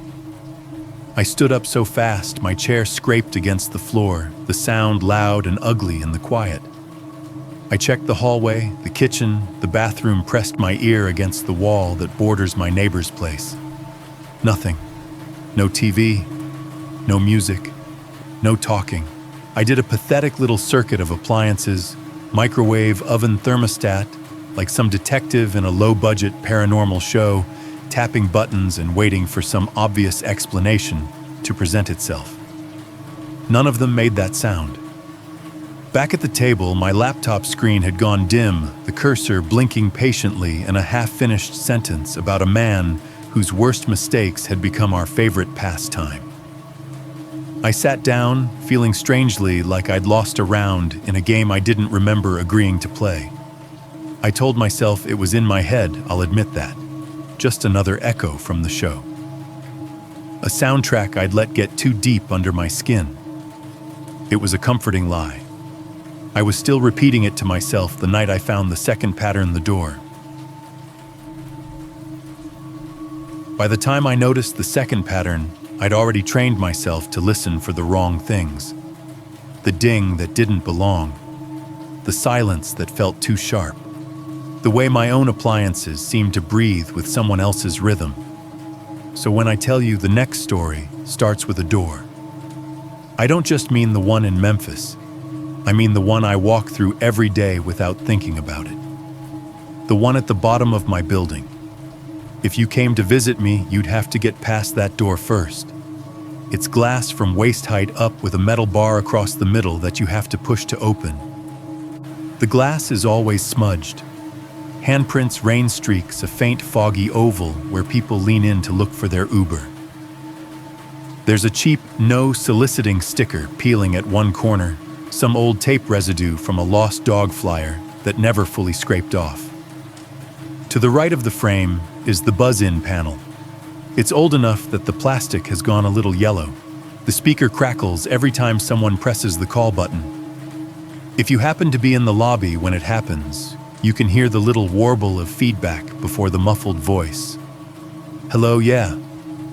Who is it? Half the time people don't even bother with names anymore. They just say door and wait for someone upstairs to hit the buzzer. Above the door, angled down at the right height, to make you feel watched, is the security camera. It's one of those older dome models with a smoky plastic cover, so you can't tell exactly where the lens is pointing. At night, a tiny red LED glows on its underside, winking in the darkness, like a single unblinking eye. Every time someone opens the door in winter, a draft of cold air blasts into the lobby. It slips under the mailboxes, creeps up the stairwell, and leaks under my apartment door if I'm standing close enough. You can tell roughly how busy the building is by how often that draft brushes your ankles when you're walking down the hall. For years, all of that was just background. Architecture. the unremarkable skin around my life. Then the Booth story dug its hooks in, and I started asking a question that would have made no sense to me before. What if a door could be as dangerous as a game when the Squid Game obsession was at its peak, and that elevator ding in my supposedly elevatorless building kept chiming at odd hours? I did what I always do when my brain gets stuck on a pattern. I went looking for more of it. I started searching for other stories about tiny choices that changed everything. I didn't care about genre. It didn't have to be horror. In fact, most of what I found were the kind of anecdotes people love to file under inspirational, the napkin sketch that became $1 billion app, the late-night garage sessions that turned into a band, the chance encounter on a train that led to a marriage. Somewhere in that mess of never-give-up stories, I stumbled onto one I only half remembered from a documentary I'd seen years ago. A little studio in Memphis, a bored engineer, a shy truck driver with a guitar and $4. The more I read about it, the more it sounded like another version of the Manga Cafe, a place anyone could walk into off the street, and for a small fee slip into a booth where reality bent a little. This time not for manga and internet access, but for sound. Sun Records. By then it was another late night, of course. I don't seem to know how to investigate my own unease in daylight. The building had gone into that deep quiet that feels almost suspended, like someone hit pause on everything except the hum of the mechanical systems. My hallway was dark. My motion sensor light had finally convinced me it was just faulty wiring and hadn't flicked on by itself in a few days. The phantom ding hadn't visited that evening. It almost felt normal.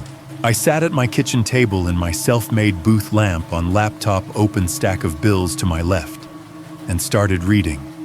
Photos of the Sun Records facade in black and white, then in faded color brick building, simple sign, a small entrance that looked more like it belonged to a barbershop than a piece of music history.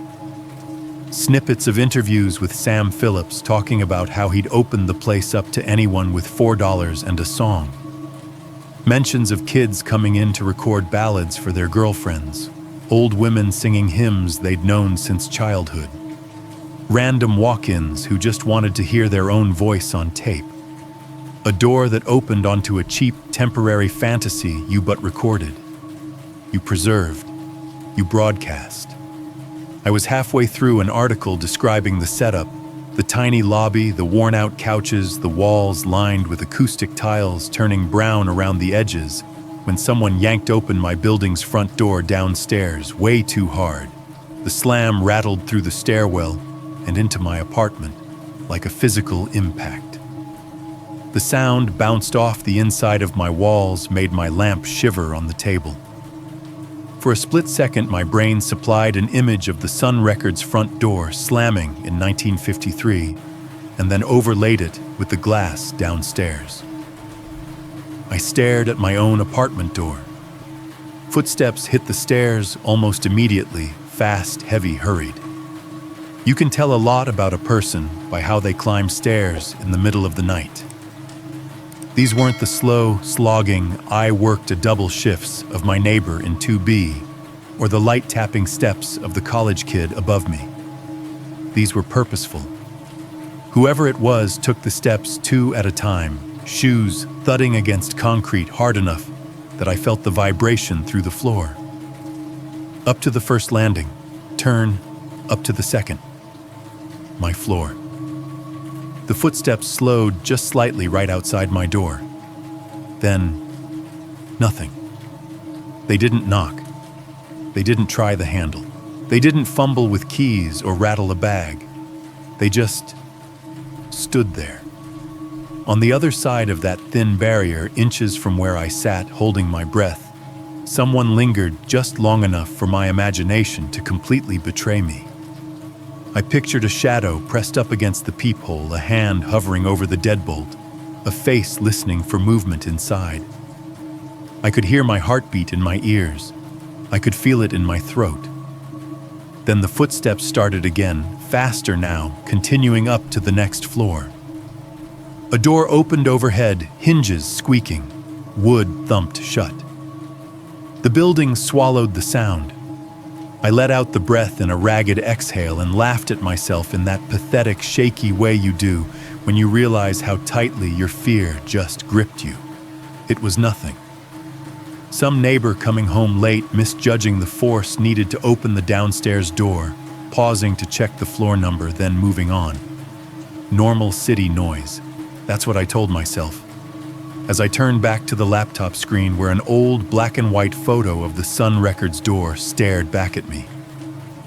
Small, unimpressive, the kind of entrance you'd walk right past, without realizing how much history was stacked behind it.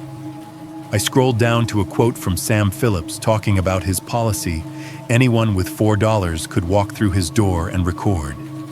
No questions, no pedigree checks, no auditions in advance, just a door, a fee, and whatever you stepped in carrying. The pattern hit me then in a way I didn't have words for, yet the booth in Seoul, the door in Memphis, my own entrance downstairs. Places that looked ordinary until someone with just the right mix of desperation and timing walked through, and everything behind them changed. Maybe if my heart hadn't still been racing from the slam and the footsteps, I would have brushed past that thought as romantic nonsense.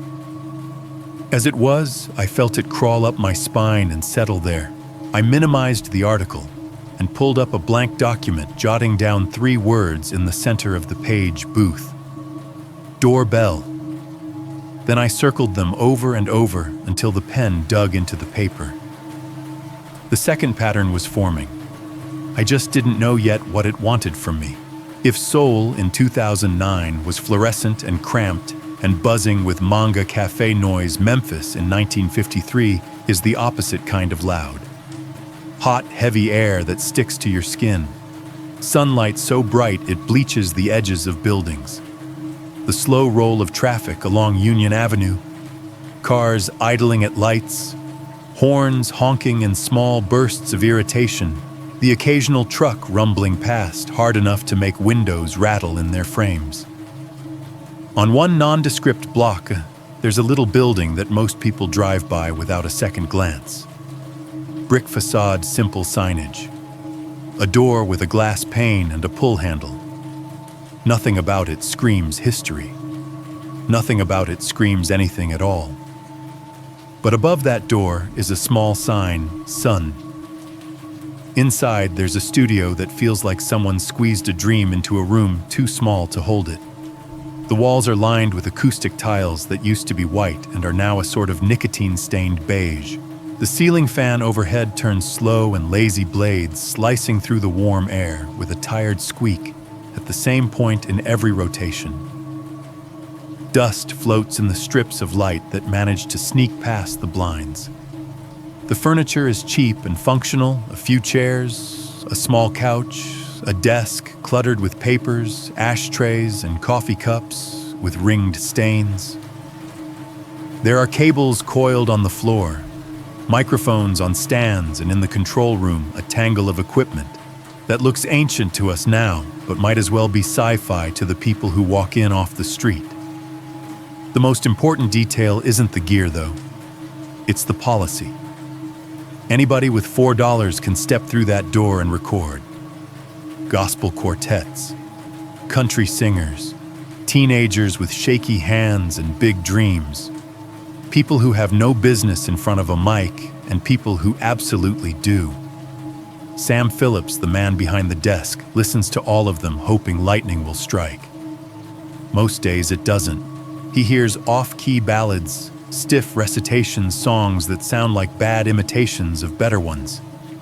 He hits record, lets them have their few minutes of immortality on tape, then hands them the acetate and sends them back out into the heat with a polite thanks. Then one day, an 18-year-old kid walks in. He's tall, lean, in work clothes that still smell faintly of oil and road dust. He works as a truck driver, hauling things from one place to another for a living. He's not famous. He doesn't look like someone who will be. He has a guitar case in one hand and $4 crumpled in his pocket. He's shy about the whole thing, polite yes, sir, no, sir, eyes down more than up. He tells whoever's at the desk that he wants to record a couple of ballads for his mother as a gift. Not for the radio, not for a label, for his mom. That's all. They take his money. They lead him back into the studio, the air even closer in there than in the lobby, the tiles on the wall catching the sound of every footstep. There's a faint smell of cigarette smoke and sweat and old wood. Somewhere in the building, a phone rings briefly, then cuts off. Sam sits on the other side of the glass, in the control room, hands on the board. He's done this 1,000 times with 1,000 nobodies. The tape machine behind him is threaded and ready reels idle. "Whenever you're ready," he says into the talkback mic. The kid nods, swallows, adjusts the strap on his guitar. There's a particular kind of silence that falls right before someone hits record. It's not real silence. You can still hear the fans squeak the traffic outside, the creak of the floor under shifting feet. But all of it seems to drop a layer down, like the room is holding its breath. Then click. The record button goes down. The tape begins to move, hissing softly under everything else. The kid starts to play. At first it's tentative, a few chords strummed a little too carefully. His voice comes in soft around the edges, shaped by church songs and radio hits and whatever he sings to himself on long drives. But a funny thing happens about 30 seconds in. He relaxes. His shoulders drop. His grip on the guitar loosens. He stops singing like he's in a room being watched and starts singing like he's alone somewhere that matters. His voice opens up. Sam hears it immediately. That shift, the way the kid's tone suddenly fills the room in a way the tiles were built to catch. The mic picks up the slight rasp, the ache threaded through the notes. The guitar, cheap as it is, starts to sound like part of him, instead of an object he's holding. On tape, the hiss continues under his song, steady as a heartbeat. That's the soundscape of that booth fan, squeak tape, hiss strings vibrating, a young man's voice gaining confidence one line at a time. Outside cars roll by. Somewhere down the street, a dog barks. A door opens and closes. Inside, in these few square feet, something is happening that nobody outside will know about for months, maybe years. He finishes the song, cheeks flushed, and waits for approval like he's braced for bad news. Sam doesn't make a big deal of it. He doesn't leap out of his chair, shout, declare that he's just found the future. He just knows he's heard something different. He makes a note. On the sleeve that holds the recording in scrawled handwriting that's not thinking about posterity, he writes, "Good ballad singer. Save." One word underlined, save. He doesn't know why that detail rattles me so much when I read it years and miles away, but it does. Here's another microscopic decision, another tiny scribble inside a booth that no one in the room would ever describe as supernatural. Save. Hold on to this one. Don't throw it away with the rest. Remember his name. I picture that handwritten note next to my own spiral notebook on the table where I've filled a page with words, booth, doorbell. I've circled them until the paper thinned. Underneath, in smaller letters, names the sole writer. Sam. This truck driver whose voice is about to collide with the world. I start writing beside them, "Good ballad singer. Save." I underline save and feel a little stupid for the shiver that runs through me. Because what is a pattern if not a bunch of tiny choices someone decided to keep? The Korean writer could have thrown away his scribbles from the manga cafe and told himself it was too dark to live on paper. Sam could have tossed that acetate in a drawer and never called the kid again.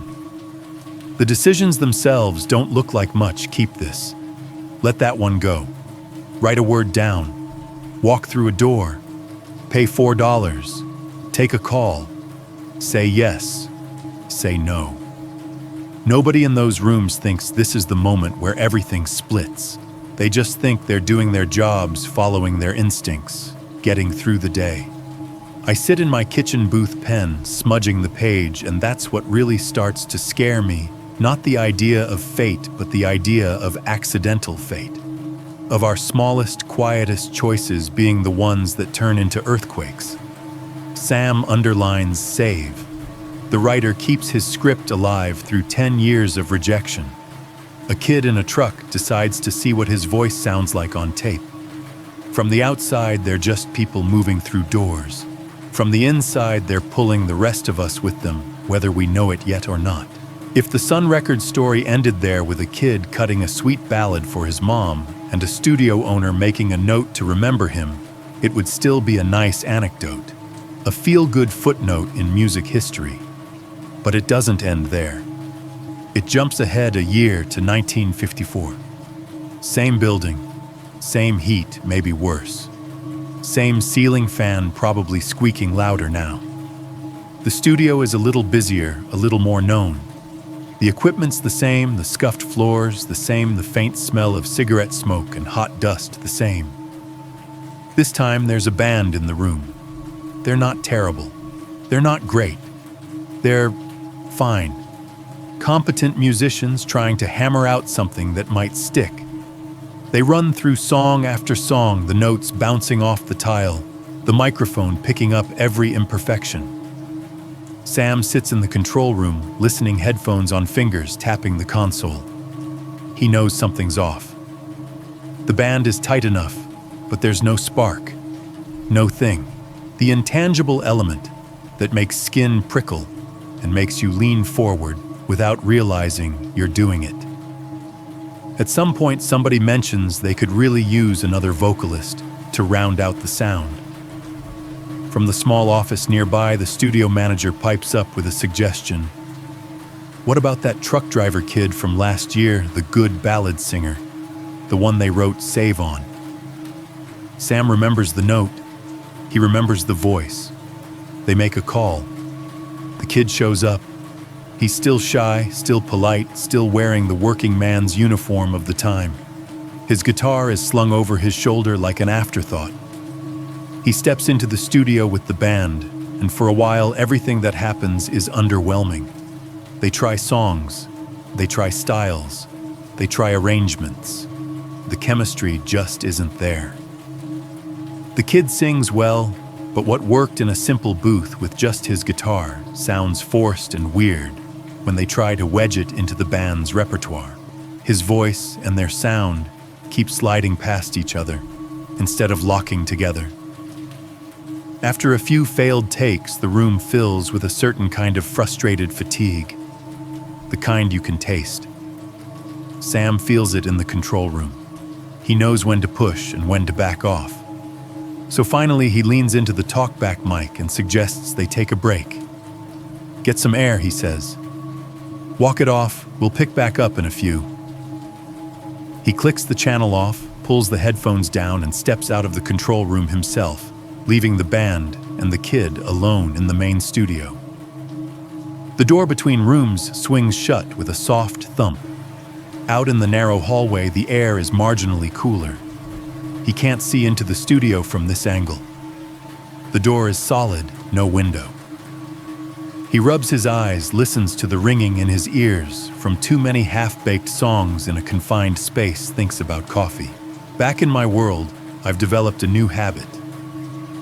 Around this point in my research, I work with my apartment door not just locked, but deadbolted. It's not that I live in a particularly dangerous area. It's fine as far as these things go. But after the slam and the hallway footsteps that stopped outside my place, I got attached to the extra metal between me and the otherwise silent corridor. There's a difference I've realized between the sound of someone knocking and the sound of someone trying the handle. A knock has rhythm. It's polite or impatient or angry, but it's always communicative. I'm here. I want something. I expect a response. The sound of someone testing the handle is stealthier. A faint jostle, a click of metal parts shifting. a quiet rattle like teeth chattering behind closed lips. You can sleep through a knock. You can ignore it. You strain to hear the other one. It's another late night, another rabbit hole. I'm reading everything I can find about this particular recording session in Memphis, the one everyone later points to as the birth of something new when I hit the part where Sam steps into the hall. The articles always say the same thing. He wasn't in the room when it happened. He was in the control room at first, then in the hallway. He was tired. He was ready to call it a night. And then from somewhere behind the door, he heard something change. Not shouting, not an argument, music. So I picture it.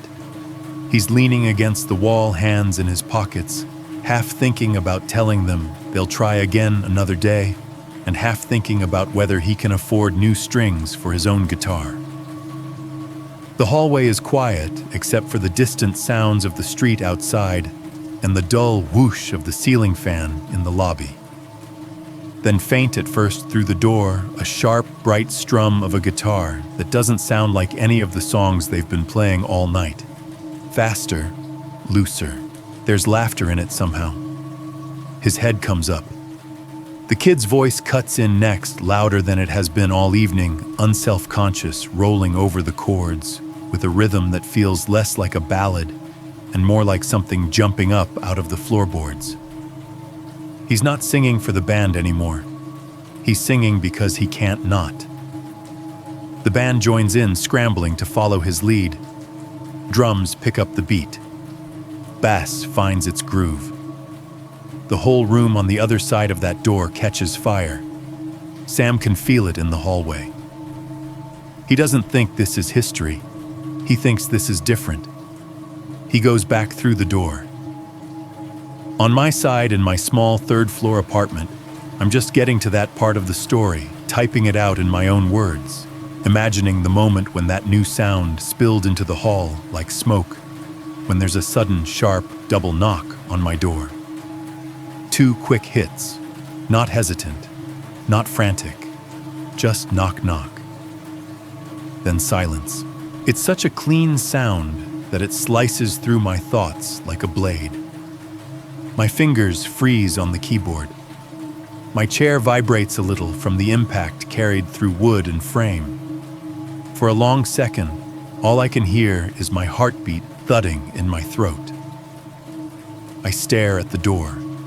No handle rattle, no follow-up knock, no voice calling my name. Just the heavy quiet of a building that moments ago felt like it was sleeping. Every sensible part of my brain says someone's delivering a flyer. Someone hit the wrong unit. Someone realized they misread the number and walked away. That happens.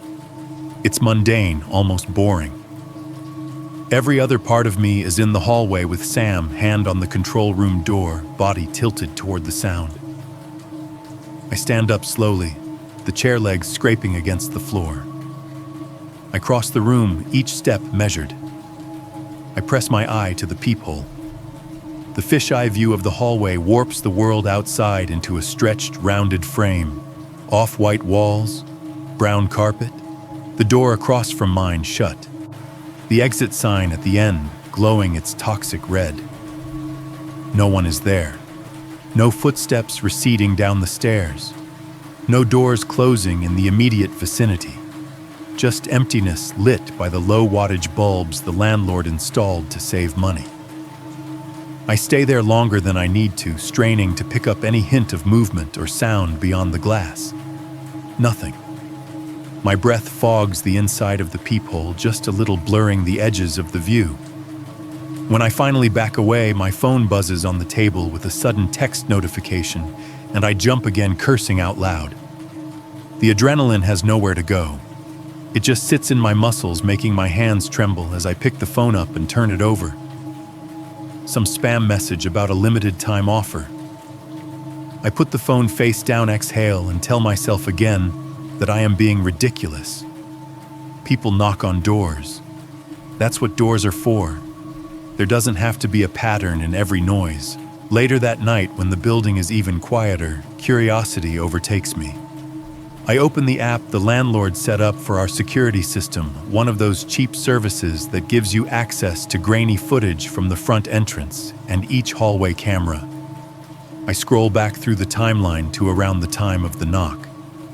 The camera above my end of the hall shows nothing unusual. No one walking toward my door. No one leaving. No glitch or flicker that would suggest a recording error. Just the hallway empty for 10 minutes straight. In Memphis, that knock was music, the beginning of a sound that would blast out of radios and jukeboxes and TVs for decades. The spark that would turn a shy truck driver into Elvis Presley. In my hallway, it was nothing. Or at least, that's what I tried to keep telling myself.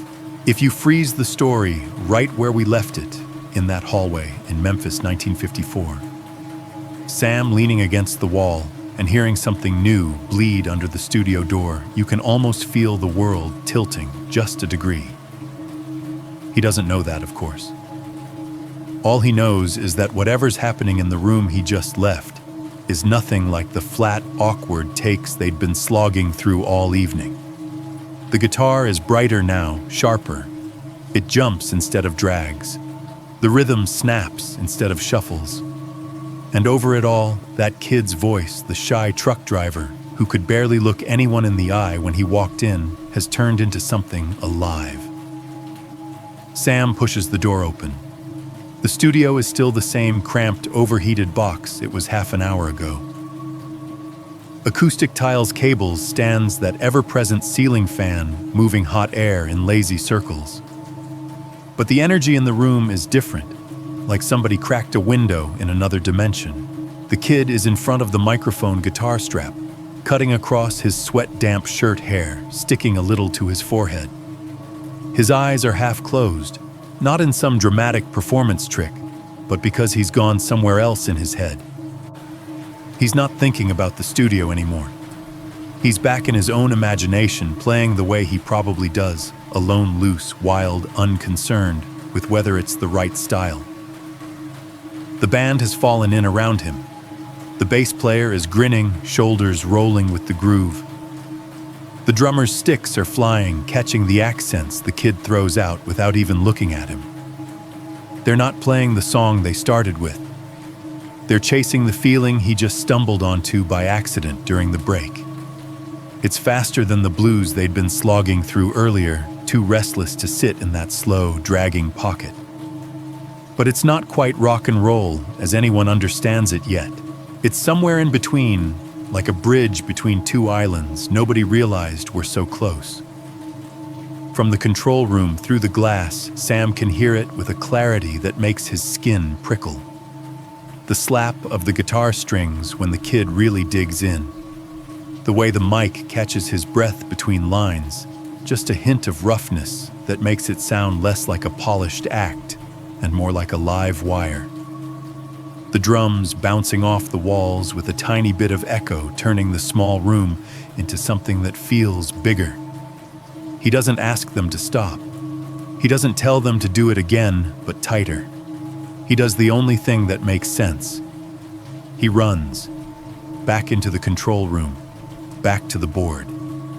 He throws on the headphones, hands shaking just a little, and slams the record button down. The tape rolls, hissing faintly, ready to catch whatever this is before it evaporates. "Keep going," he yells into the talkback when there's a tiny lull. "Whatever you're doing, don't stop. If you listen to the session later, you can't hear his voice. You just hear the kid and the band barreling through the song that will end up titled, 'That's All Right.' You hear the way they ride the edge between falling apart and locking in, the way the kid's laughter leaks into the performance, the way the whole thing sounds like it's one wrong step away from collapsing and somehow never does. In that little room, in that little building on Union Avenue, sweat beads on the kid's forehead and runs down the side of his face. His fingers sting from the strings. His throat burns a little from singing harder than he has all night. But he doesn't care. Because for once, everything in his life, the long hauls, the lonely drives, the songs he's been storing in himself with nowhere to put them, has a place to go. The tape doesn't know any of that. It just turns.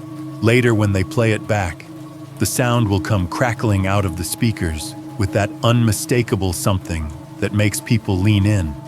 Sam will feel the hair on his arms stand up. The kid will fidget, embarrassed and thrilled in equal measure. They'll talk about releasing it, about whether radio stations will even know what to do with it. But the part that really sticks under my skin doesn't happen in the studio at all. It happens outside after they let it loose. People in Memphis start hearing it on their radios. At first, it's just a few stations. A DJ deciding to spin something different. A late-night slot where there's room for a risk. Somebody drops the needle on that track, and that new, not quite blues, not quite anything else sound comes spilling out into hot southern air. Picture this. It's a humid night. Windows are open because no one can afford to keep fans running all the time, and air conditioning is a luxury. Apartment buildings are stacked. Close houses are shoulder to shoulder. There's no insulation to speak of. A radio on one windowsill sends out that song into the street. Across the way, someone else hears it through gauzy curtains and turns their own radio up to match. Downstairs, a kid lying on the floor with a comic book hears the rhythm drifting through the floorboards and sits up a little straighter. A couple driving with their windows down catches it mid-chorus, and without really deciding to, they take the long way home so they can hear the rest. The song bleeds. Through open windows, through thin walls, through doorways propped half open to catch a breeze. It rattles picture frames. It makes dogs tilt their heads. It makes people who thought they were done being surprised by music look up from their kitchen tables. Now imagine the other side of that. The kid who walked into Sun Records with $4 and a guitar because he wanted to record something for his mom is somewhere maybe still in his work uniform, maybe in a place that still smells like truck cab and gasoline, and suddenly his voice is coming out of other people's houses. He's in rooms he's never stepped into, invited by nothing more than a twist of a dial. Another tiny decision, another quiet scribble, good ballad singer. Save has grown teeth and climbed into the culture. Wonder, success, applause. That's the way we like to frame it. Birth of a new sound. Turning point. The night the world changed forever. Sitting at my kitchen table decades later, laptop screen glowing, that's not the part that makes my chest tight. It's the pattern. A broke man in a manga cafe writes a violent game, and years later, the world spends whole weekends devouring it in their living rooms. A shy kid in a Memphis studio opens his mouth, and decades later, his voice is playing in grocery stores, dentist offices, gas stations, movie trailers, everywhere. Booth, door, bell. One man's private moment turned into everyone else's background noise. All it took was somebody saying, "Save," and someone else saying, "We'll play it." After I fall into a story, the internet doesn't let me climb out of it easily. You've probably noticed it too. Watch one video about, say, a shipwreck, and suddenly your recommendations are full of disasters, ocean mysteries. 10 things you didn't know clips. The algorithm is like a bartender who overheard you ordering a single drink and now assumes that's all you'll ever want. So it isn't surprising that once I start looking into Sun Records and this truck driver who turned into Elvis, my feed responds like it's been waiting for the cue. Origin of rock and roll. Rare Elvis interviews. Inside the tiny studio that launched a legend. Before they were famous compilation videos. Scroll, scroll, scroll doors everywhere. Literal ones in thumbnails of old photos with entranceways. Metaphorical ones in titles about breaking through and opening the door for a new sound. I tell myself it's just the algorithm. Then the world around me starts chiming in. The neighbor on the other side of my living room wall develops a sudden fondness for oldies. Not all the time, not enough to complain about to management, but often enough that certain nights blur together in my head. At the kitchen table, low-lamp laptop open, trying to write about mid-century Memphis, while a familiar shuffle rhythm seeps through the drywall and settles at the edge of my consciousness. He doesn't always play Elvis. Sometimes it's other stuff, doo-wop early soul songs my parents used to put on when they cleaned the house on Sundays. But every now and then, especially late, I hear that particular swing, that jaunty little bounce that marked "That's All Right" and the songs that came after. I'll be reading about session dates and microphone models, and suddenly I'll realize I'm tapping my foot, not to my own thoughts, but to a riff I can barely hear. In the daytime, it feels harmless, cute even. The nostalgia playlist next door, the universe giving me a soundtrack for my research. At night, it feels different. The building settles quieter after midnight. Doors stop opening and closing as often. Pipes stop tapping. The noise floor drops low enough that small sounds step into the spotlight. The front door buzzer, for example. It used to be something I easily tuned out. A short, abrasive buzz that signaled one of my neighbors had let someone in from the street, followed by the distant click of the downstairs lock releasing. It was just part of the acoustic wallpaper of the place. Once the door pattern lodged in my head, every buzz sounded like a question pointed at me. Who are you letting in? What are you opening up for? Even when the buzz wasn't for me, my body reacted like it was. My shoulders would hitch up, my ears would strain. If I was close enough to my door, I'd feel the faint, colder air creep under the gap a few seconds later, followed by the muffled thump of footsteps on the stairs. I started cataloging door sounds without meaning to. The hollow slap of the glass entrance downstairs when someone lets it swing shut too hard. The drawn-out scrape when someone catches it and guides it closed slowly instead, the rubber seal squealing against the frame like it doesn't want to connect. The small, careful tap when a delivery driver sets a package outside someone's apartment at 11 p.m. and doesn't want to wake the whole hallway.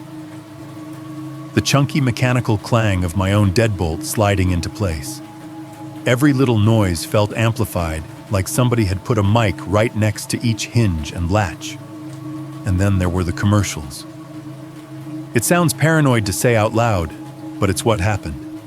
I'd be half lost in a late-night dive through early rock and roll documentaries, autoplay, cycling me from interview to grainy footage, to tribute concert when a pre-roll ad would cut in. Some local dealership with a jingle, some national brand with a cheery, retro-tinged soundtrack. 9 times out of 10, it was nothing. Just noise I'd skip as soon as the skip ad button appeared. But every so often, a riff would slip out of the speakers that sounded eerily close to something I'd just been listening to. Same tempo, same chord structure, same little flourish at the end of a phrase, and my brain would snap to attention. First, a booth in Seoul becomes background audio for millions of people. Then, a door in Memphis becomes the template for half the pop culture soundscape. It started to feel like these stories weren't just things I was watching. They were leaking into my feed, into my walls, into the bones of my building.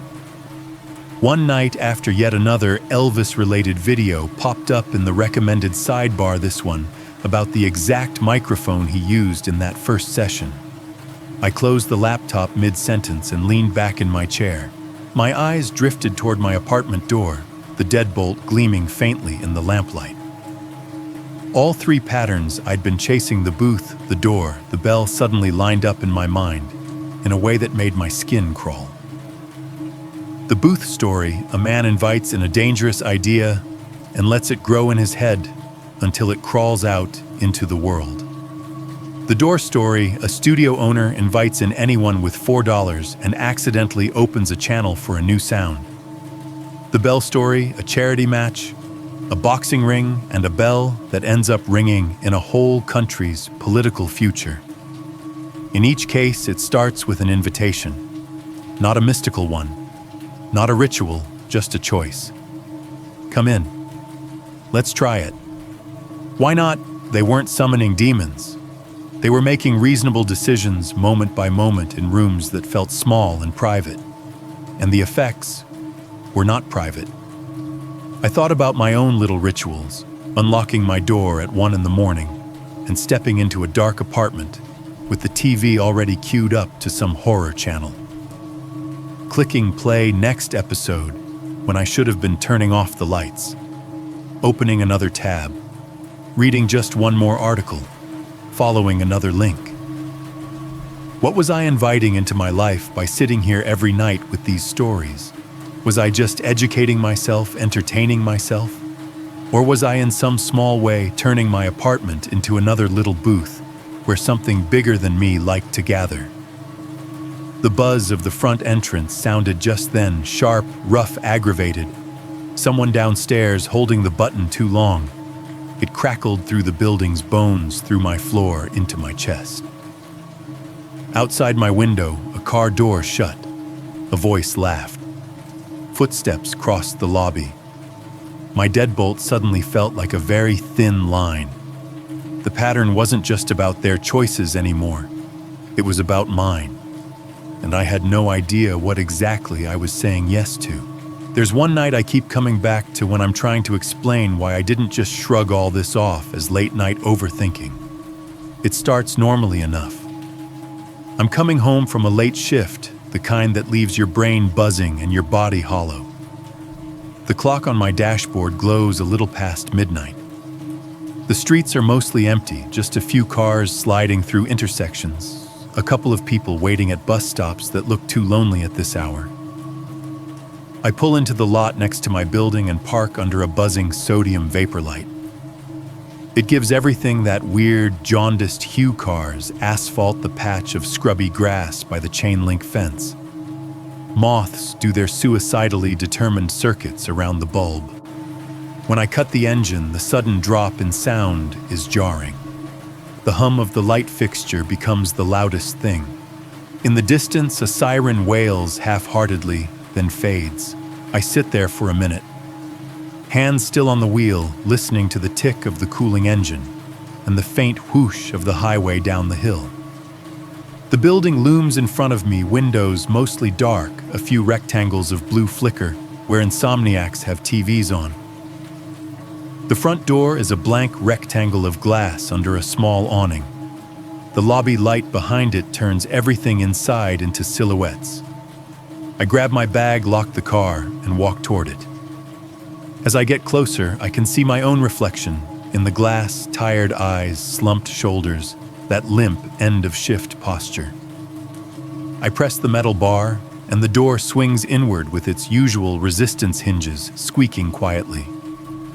The warm lobby air hits my face, carrying the faint smell of old carpet and someone's leftover takeout. The door eases shut behind me, latching with a soft thunk. The stairwell is half lit. One of the bulbs on the first landing has burned out and never been replaced, so the light from the lobby only reaches halfway up. The rest is illuminated in stages by motion sensors that are at best moody. I start up the stairs, footsteps thudding dully against the concrete. As I reach the first landing, the sensor above me sputters, then flicks on, bathing the walls in harsh white for a few seconds. The light above the second flight lags behind, staying dark until I'm a couple of steps into it, then snapping on. This has always bothered me, that half-second lag where you're walking into a dim space trusting the light will come. It feels like a dare. I'm halfway up to my floor when I hear footsteps above me. They're faint at first. A soft thump, then another, and for a moment I assume it's just one of my upstairs neighbors heading to their own apartment. But as I keep climbing, the timing catches my attention. Whoever it is, They're moving in sync with me. Every step I take, there's a corresponding step one floor up. Not perfect, not robotic, but close enough that if you put the sounds on two separate tracks and played them together, they'd almost line up. I pause on the landing. The footsteps above pause too. I tell myself it's nothing. Old buildings echo. Sound travels weirdly through concrete and wood. Maybe I'm just hearing myself bounced back in some acoustic trick. I start moving again, forcing a rhythm, 2 quick steps, then 1 slow. Above the pattern shifts. 2 quick, 1 slow. I swallow and pick up the pace. At my floor, the sensor light hesitates longer than usual before coming on. For a second, I'm in shadow, the hallway ahead, a dark tunnel, the exit sign at the far end, glowing red like a tiny wound. The light finally snaps on. Beige carpet, off-white walls, my door 3 down on the left. The footsteps above continue right up to the point where I slide my key into the lock. Then they stop. No door slam overhead. No keys jingling, just silence. I stand there with the key halfway turned, listening so hard I can hear my own pulse throb in my ears. A pipe somewhere ticks as it cools. The motion sensor buzzes faintly. Nothing else. I finish unlocking, step inside, and close the door quickly behind me, engaging the deadbolt. And the little chain, out of habit. Each mechanical clack, sounding too loud in the stillness. Inside my apartment is dark. The outline of the kitchen table. The faint glow of the microwave clock. A sliver of light leaking around my bedroom door from the neighbor's window next door. I tell myself again that I'm being ridiculous. Weird echoes, bad timing, an empty building playing tricks on my nerves. I drop my bag change into softer clothes, microwave something questionable, and eventually settle at the table with my laptop. I should be sleeping. Instead, I cue up an old documentary about sun records, the kind stitched together from grainy footage, voiceover narration, and talking heads in dim bars. I turn off the overhead light. The laptop screen paints the room in blue. The building is even quieter now, the kind of quiet that feels like it might crack if you move too fast. The documentary narrator is talking about That's All Right, about the way the song hit local radio like a small explosion. They cut to a clip of someone describing listening through a window heat and music tangled together in memory. I'm absorbed enough that I don't hear the first half second of noise from downstairs. What I do hear loud and immediate is the building's front door buzzer. Except buzzer doesn't fully cover it. This isn't the short, sharp beep I'm used to. It's a prolonged, harsh, broken sound, like someone is leaning on the button with their whole weight, or like the wiring finally decided to give up and scream. It rips up through the stairwell, through the walls, into my apartment. My chair vibrates. The laptop speakers suddenly feel thin and tinny in comparison. The buzzer cuts off, leaving a raw silence in its wake. Then footsteps, fast ones, pounding up the stairs, hitting each step hard enough that I can feel the faint thud under my feet through the floor. No pause on the first landing. No hesitation between floors. Whoever it is taking the steps like they're late for something life or death. Up to my floor. The sensor in the hallway outside my door clicks on its ballast, whining, and light spills under the crack at the bottom. I can see it from where I'm sitting, a thin, bright line on the floor, shaking slightly as footsteps approach. They stop, right in front of my door. The documentary keeps playing, oblivious. Someone on screen laughs about how no one knew what to call this new sound back then. The old studio appears in footage, empty and preserved. On my side of the screen, I hold my breath. There's no knock this time. No jostle of the handle. No rustle of clothing or scraping of shoes. Just presence. The The rational part of me insists that I'm imagining the breathing, that what I'm hearing is my own chest working overtime amplified by the quiet. But there's a moment long stretched, maybe only a few seconds in real time, where I'd swear there's another rhythm layered over mine, slightly out of sync, slightly heavier, right on the other side of the wood. I sit there, muscles locked, waiting for the next thing, for a voice, for a knock, for something. Nothing comes. The light outside flicks off when the sensor times out. The thin, bright line under the door disappears. The hallway goes back to being a vague, unseen space. Eventually, my lungs force me to breathe again. I let the air out slowly, shakily, and reach for my phone with fingers that won't quite behave. I open the building's camera app, thumb clumsy on the screen. Front door feed a few minutes earlier, someone's shape crosses past, distorted by the cheap lens, then gone. The timestamp matches when I came in. After that, nothing but still lobby. Hallway feed for my floor. It shows me earlier unlocking my door and going inside. No one else. No shadow, no person, no movement in front of my door at the time of the buzzer. The camera angle misses the space right in front of my threshold by a few feet, but still the corridor looks empty. I stare at the frozen frame of that empty hallway longer than I want to admit. The second pattern was a door, a small one on a Memphis street, that let in a kid, and a sound that would go on to rearrange the world's idea of music. Sitting in my kitchen booth screen, glowing heart hammering, I couldn't stop wondering what kind of sound would finally come through mine. By the time I got to the third pattern, I'd already stopped thinking of bells as harmless. Door buzzers, microwave chimes, phone alarms. That phantom elevator ding in a building with no elevator. They'd all started to feel like little metal fingers tapping on the glass between my life and someone else's story. So when I first read about the charity boxing match in Ottawa in 2012, I didn't see it the way most people did. Most people saw a joke that got out of hand. A soft, privileged politician in waiting, a guy with nice hair and a reputation for being more pretty than tough, stepping into a boxing ring against a man everyone agreed could absolutely flatten him.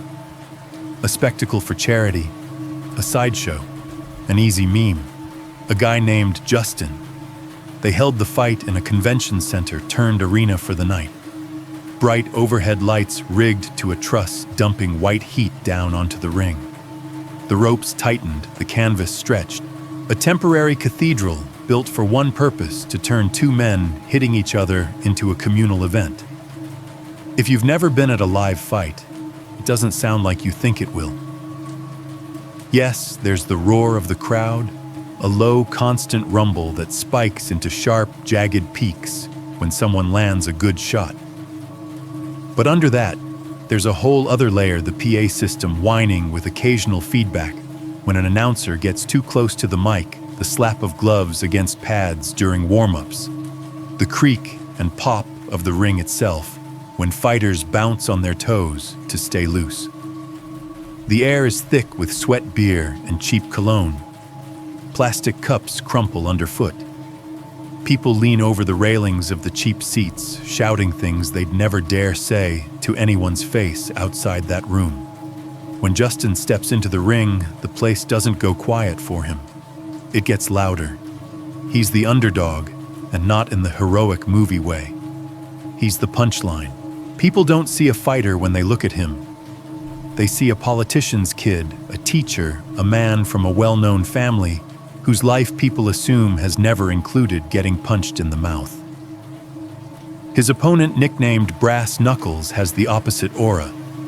Military background, black belt, a reputation for heavy hands. The kind of guy who looks comfortable in a ring like he belongs there.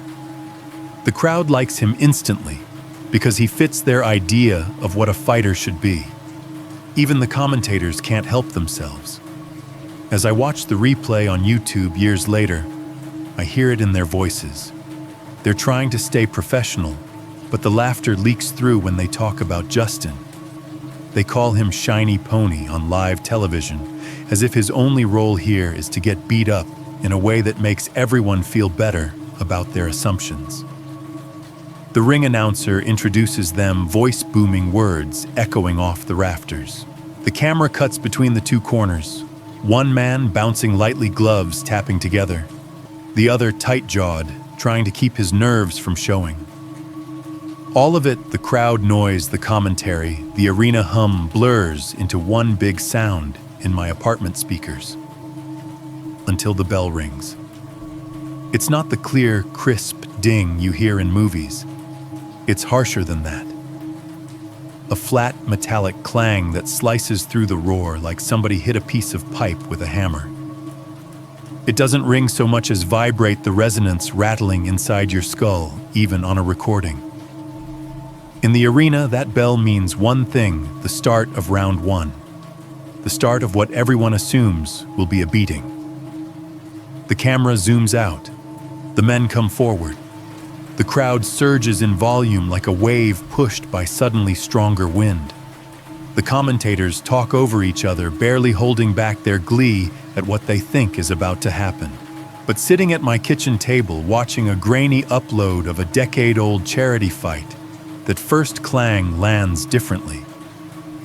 It sounds less like a starting gun and more like someone hitting record.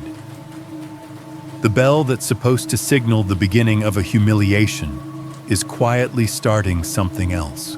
If you freeze the fight at the moment right after that first bell, you can see how completely out of his depth Justin looks. He comes off his stool with more enthusiasm than sense. Gloves up, chin maybe a little too high, he charges toward brass knuckles like someone who's been told to go for it and took that a little too literally. The first few punches he throws don't land properly. They skim shoulders, catch air, glance off gloves. The crowd reacts anyway, not to his skill, but to the spectacle of this soft guy swinging at someone everyone agrees is tougher. Brass knuckles, on the other hand, doesn't waste his shots. When he connects, you feel it through the screen. Heavy hooks that thud against Justin's guard. Straights that snap his head back. Body shots that crunch into ribs. The crowd's noise shifts into something ugly. A live laugh track laid over violence. Every time Justin stumbles, they roar. Every time he eats a clean hit, they ooh and ah, like this is all going perfectly according to script. The commentators are half play-by-play, half comedy act. Oh, Shiny Pony's in trouble now. He's out of his depth. This is going to be a long night for Justin. In the ring, I imagine the sound collapses down to something else. For Justin, it's probably less about individual voices and more about impact and ringing. Getting hit clean in the head does that to you. The world narrows. Your ears roar. Time stutters. You're aware of motion and pain and not much else. The bell you heard so clearly at the beginning of the round gets swallowed up by the constant internal buzz of adrenaline and survival instincts.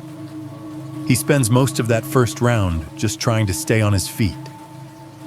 When his opponent lines up one of those famous right hands and cracks him square on the jaw, there's a moment where his knees go soft in a way that makes people gasp. You can almost see the physics of it, the brain sloshing inside the skull, the body's systems blinking. He doesn't fall. He wobbles. He clings. He waits for something to save him. And then mercifully, the bell rings again. That same harsh metallic clang cutting through the chaos like a blade through fabric. The referee steps between them. The crowd hisses and cheers at the same time. The commentators talk about how close he came to going down. The bell is supposed to be impartial. It's just a marker of time, an agreed-upon signal that says that's enough for now. But there are moments like this one when it feels like a hand reaching down and yanking someone back from the edge. I know that feeling. Not from a ring, obviously. I have never in my life stood under arena lights while a trained fighter tried to separate me from consciousness. But I know what it's like to be publicly outmatched in a way that feels humiliating. Job interviews where the questions seem designed to pin me to the wall. Meetings where I pitched ideas and watched them die slowly on the faces of the people across from me. Conversations where a joke at my expense landed a little too hard and everyone laughed a little too loud, and I stood there smiling like it didn't cut. The bell in my world has taken other forms. An email that ends the meeting before things get worse. A "we're out of time" that rescues me from another 10 minutes of floundering. A fire drill interrupting a presentation that was going off the rails. Little outside forces that give you a chance to go back to your corner, spit blood into a bucket, and decide if you're going to come back out or stay on the stool. In the replay, Justin goes back to his corner at the end of round 1 looking wrecked. His face is marked up. His chest is heaving. His corner team is in his ear giving instructions he probably can't fully process. Someone presses an ice pack to his neck. Someone else wipes sweat and maybe a little blood from his brow. He could quit. No one would blame him. The script everyone expected is already mostly fulfilled.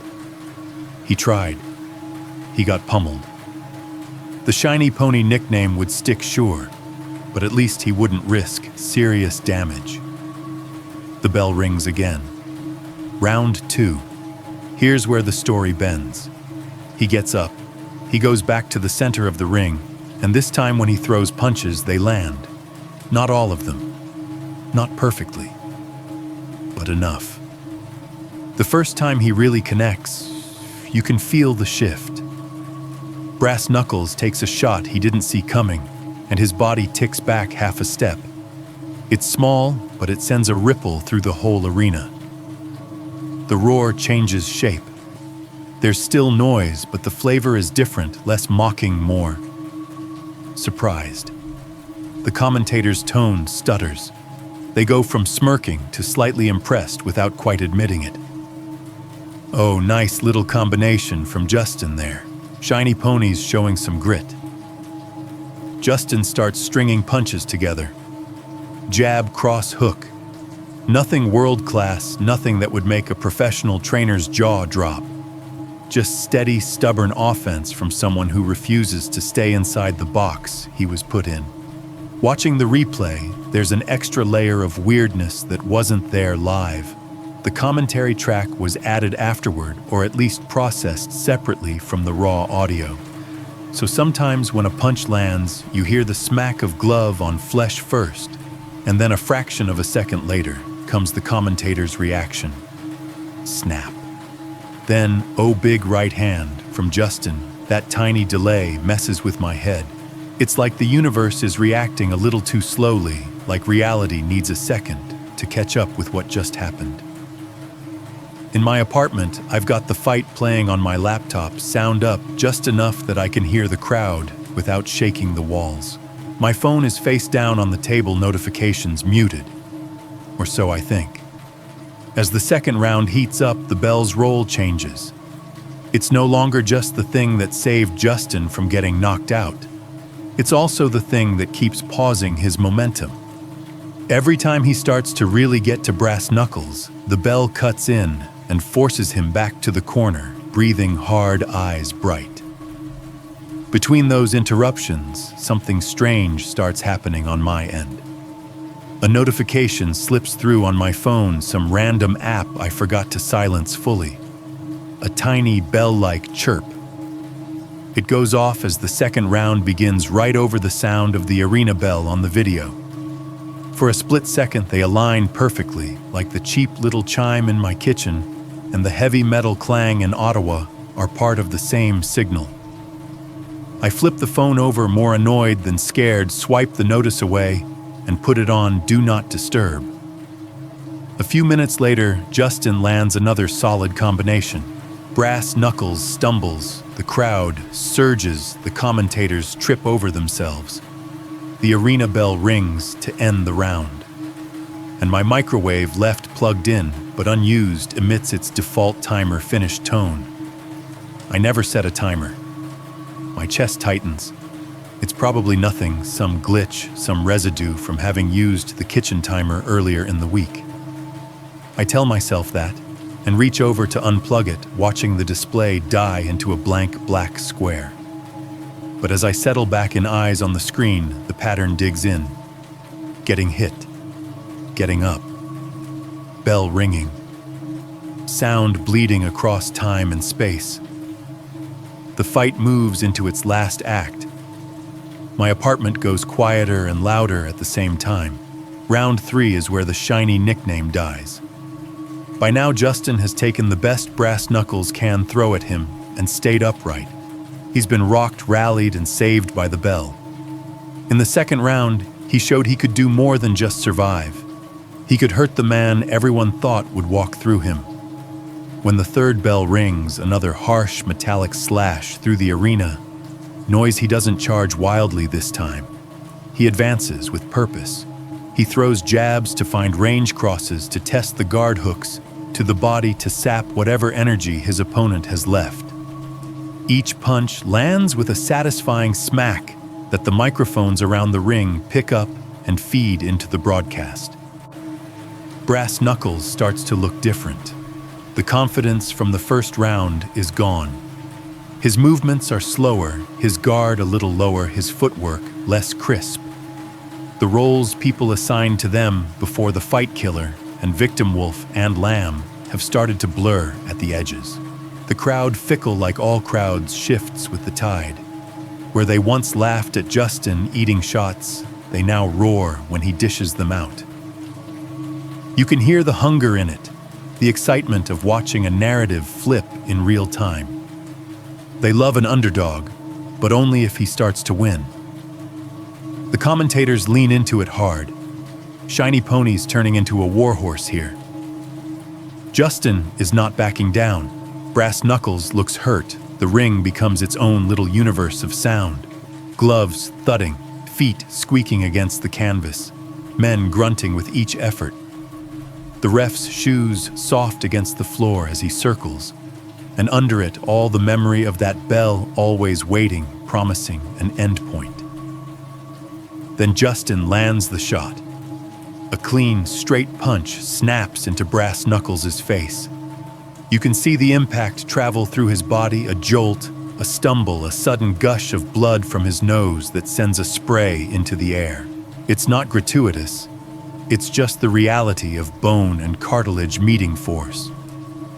The ref steps in quickly. He checks the damage checks. The fighter's eyes weighs the risks in split seconds. Both men still want to go. You can see it in their posture, in the way they try to step forward when he separates them. The ref makes the call. He waves his arms, signaling the end. The arena erupts. No bell this time. Not right away. Just the raw human sound of thousands of throats screaming, cheering, gasping. The commentators shout over each other. The camera zooms in on Justin's face, sweaty, bruised hair plastered to his forehead, but lit from within by something fierce. A few days earlier, if you'd asked most people who he was, they would have said, "That soft guy, the shiny pony, the one you make fun of." After this, the headlines write him different. Tougher than you thought. Proves he can take a hit. Not just a pretty face. The charity bout was never about belts or titles. No sanctioning body cares about who won. But the image of him standing there, hands raised after taking punishment and coming back, people remember that. They file it away in the messy collage of impressions that make up what you think of someone. Years later, when he runs for higher office, that collage matters. The bell in that ring didn't just mark the start and stop of rounds.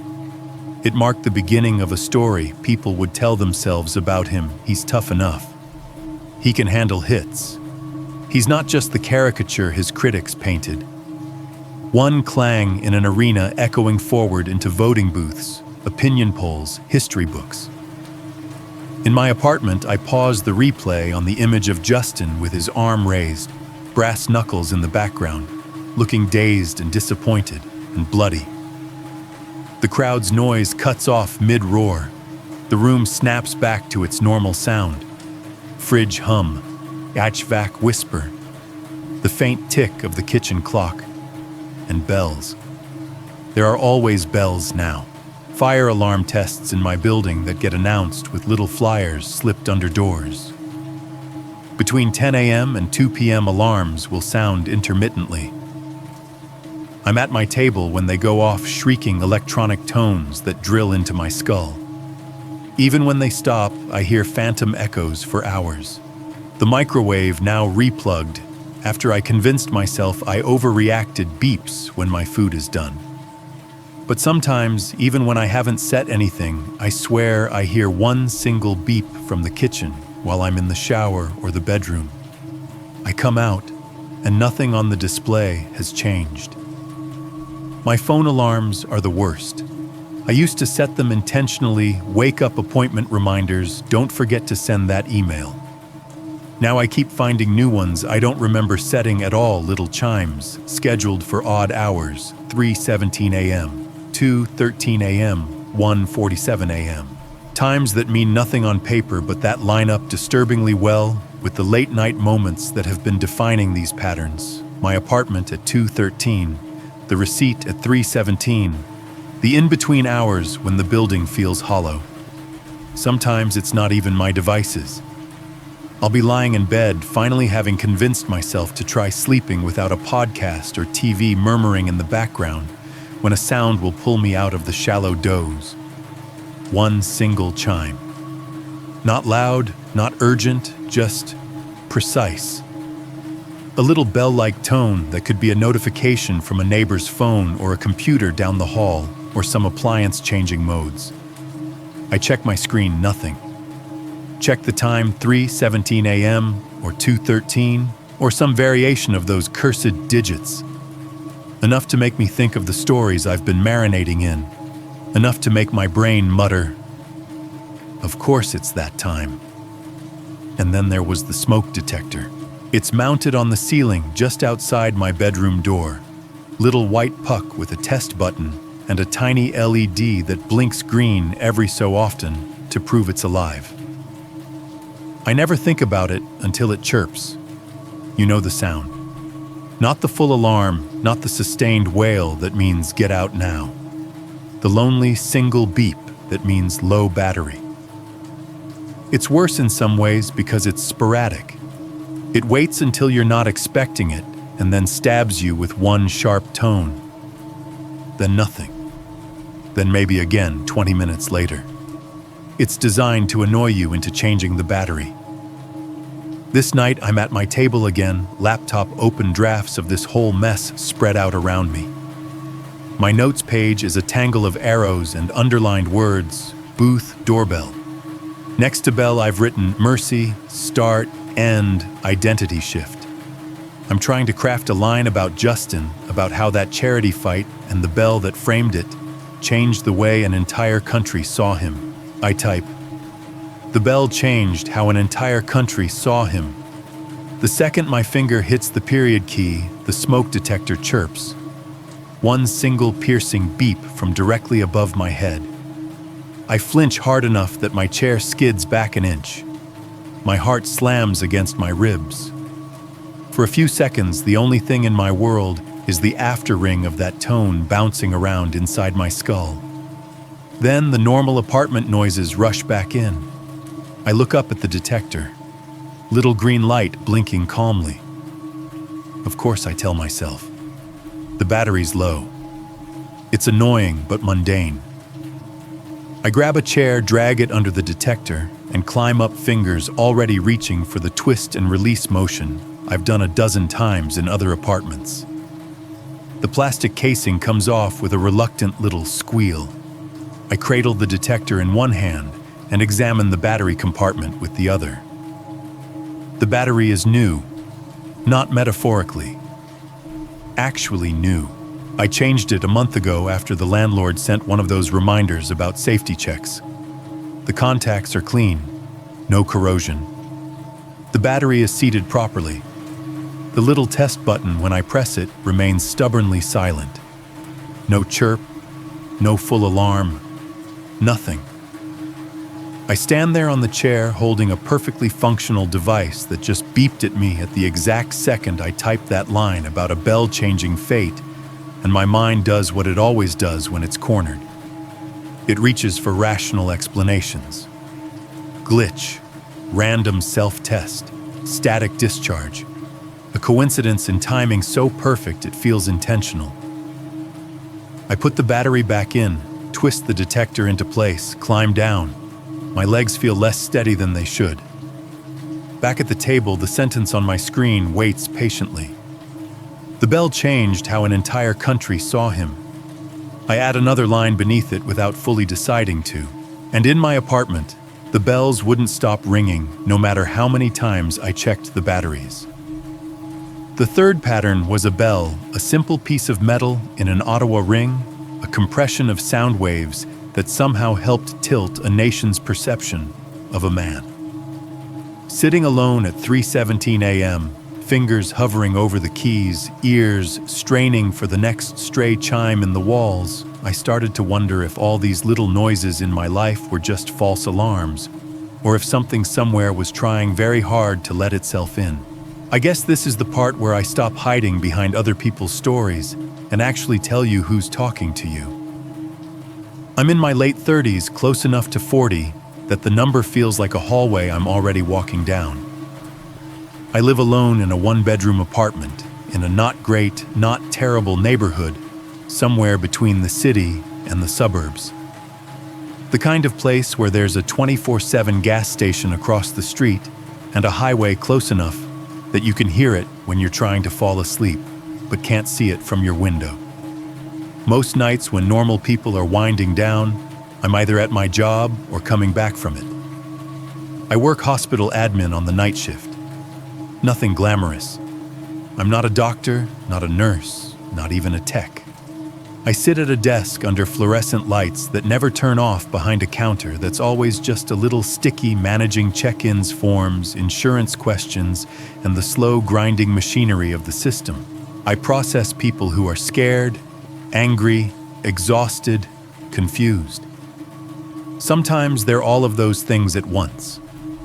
If you want to know what it sounds like, picture this. Phones ringing in staggered patterns, one shrill tone for internal calls, another for outside lines. The overhead intercom crackling to life at random intervals, Dr. So-and-so to the ER code, blue housekeeping to room. The distant beep of monitors, the squeak of nurses' shoes on tile. Vending machines humming in the corner. Somebody's muffled TV in a waiting room, tuned to a channel no one's really watching.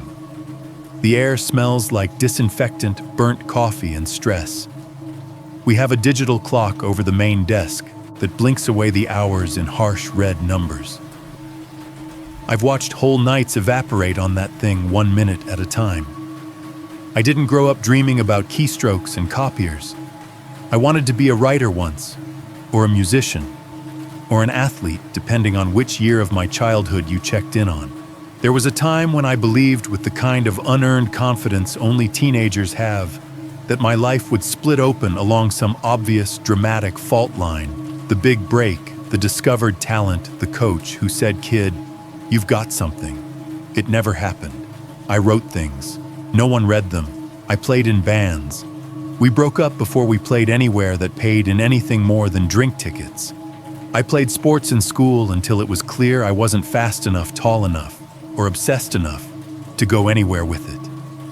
Real life, which is to say bills and rent and unexpected medical expenses, started piling up, and my dreams quietly downgraded themselves into hobbies I don't really have time for. So when you see me at 2:13 a.m., hunched over my kitchen table with my laptop open and the gas station's neon bleeding across my blinds, you're not looking at some wise narrator who's always been above it all. You're looking at a tired clerk who's afraid of waking up in 10 years and realizing nothing ever changed again. That's why these stories didn't feel random when they found me. The broke man in the manga cafe who turned his debt into Squid Game. The shy truck driver who walked into Sun Records with $4 and walked out eventually as Elvis. The soft politician who climbed into a boxing ring as a joke and walked out with a whole country seeing him differently. On paper, they're all wildly different lives in wildly different places and eras, but they share one thing that hooked into me immediately. Each of them has a single moment where everything tilts, a decision that doesn't look like much at the time. Sit in the booth and write instead of just reading. Pay the $4 and step into the studio. Answer yes when somebody asks if you'll do a charity fight. No lightning bolts, no prophecies. Just regular humans thinking, why not? And then somehow that why not detonates under their futures. I didn't start researching them because I thought they were cute trivia. I started because they felt like alternate versions of my own life where one tiny thing went differently. The guy in Seoul sold his laptop to pay rent. I've stared at my own laptop and done the math more than once, wondering how many bills a pawn shop would let me cover before I regretted it. He sat in a cafe to escape his debt. I've sat on my 15-minute break at the hospital, scrolling on my phone under that buzzing fluorescent glare, wishing I could slip into someone else's life for just one shift. The kid in Memphis paid $4 to hear his voice on tape. I've had $4 decisions that went nowhere: bar covers, streaming rentals, late-night takeout. I've fantasized about what it would have felt like if one of those dumb little choices had instead dropped me into a room where somebody heard something worth saving. And just in stepping into that ring and letting an entire country watch him get hit, I know what it's like to be written off before you even start. To have people decide who you are, what you're capable of, based on a handful of surface details. I know what it's like to feel like the underdog in your own life, not because you're nobly struggling towards some noble goal, but because your failures are so mundane they don't even qualify as tragic. I told myself I was studying these stories like a fan at first, like someone who appreciates structure, like a horror addict who can't help but pick apart the mechanics behind the scares. I told myself I was fascinated with the patterns because they made for a good narrative hook: 3 small decisions, 3 global consequences, 3 echoes haunting one guy's apartment. But there was a night sitting under those hospital fluorescents that I realized it was messier than that. The phones had finally gone quiet for a minute. The waiting room TV had cut to a muted infomercial. My coworker had gone on break, leaving me alone behind the desk with the smell of stale coffee and the low hum of the HVAC. I pulled out my phone and scrolled through another article about the Squid Game creator. The one that always gets quoted, him saying he had to stop writing the script at times and go back to the manga cafe because he was so broke. Him talking about making ramen and sitting in his tiny apartment, his own life so precarious that the idea of ordinary people signing up for lethal games for money felt less like a metaphor and more like a thin exaggeration. I looked up at the waiting room. People sleeping in uncomfortable chairs. Someone clutching a paper bag of their belongings because they arrived by ambulance. A family huddled around a phone charging on a stretched-out cable. The fluorescent lights buzzed overhead, relentless. And it hit me like one of Brass Knuckles' right hands. I didn't just admire these stories. I envied them. Not the suffering, not the debt or the poverty or the fear. Those parts I had no trouble imagining. I envied the rupture, the break in the monotony, the one night or one decision that split their existence cleanly into before and after. It felt ugly to sit with that.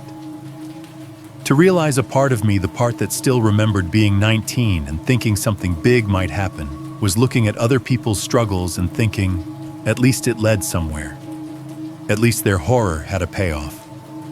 Meanwhile, my own horror, the unpaid bills, the anonymous night shifts, the quiet dread of being forgettable, just kept looping in the same fluorescent box. That's when the stories stopped being harmless inspiration for me. They started feeling like an infection. Once I started seeing my life through those three patterns, it was hard to see anything else. Booth, door, bell. It sounds neat and organized when I write it like that, but what actually happened was messier. I didn't sit down with a flowchart and assign roles to objects. It was more like I kept noticing how the same surfaces and sounds in my apartment were standing in for the same ideas over and over. The booth was easy. It's my kitchen table. The cheap fake wood one I bought secondhand and never quite managed to clean the sticky ring off of from some previous tenant's spilled soda. One chair has a slight wobble. That's the one I always sit in. The tabletop is just big enough for my laptop, a mug, and a stack of envelopes or printouts I keep meaning to deal with. When I'm there, the rest of the apartment shrinks. The couch, the TV, the bedroom, they're all behind me, invisible. The world outside the window becomes a blur of neon and highway noise.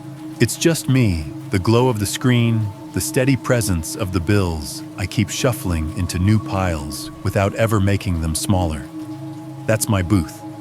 It's where I hide from my debts and failures, pretending that if I can just string the right words together, I can earn my way into a different life. It's where I first watched Squid Game, where I read about Elvis and Sun Records, where I pulled up grainy clips of the Trudeau fight. The door is obvious too. My apartment door, hollow core off-white, patched around the deadbolt from some previous incident I never asked about. The peephole gives the hallway a warped fish-eye distortion.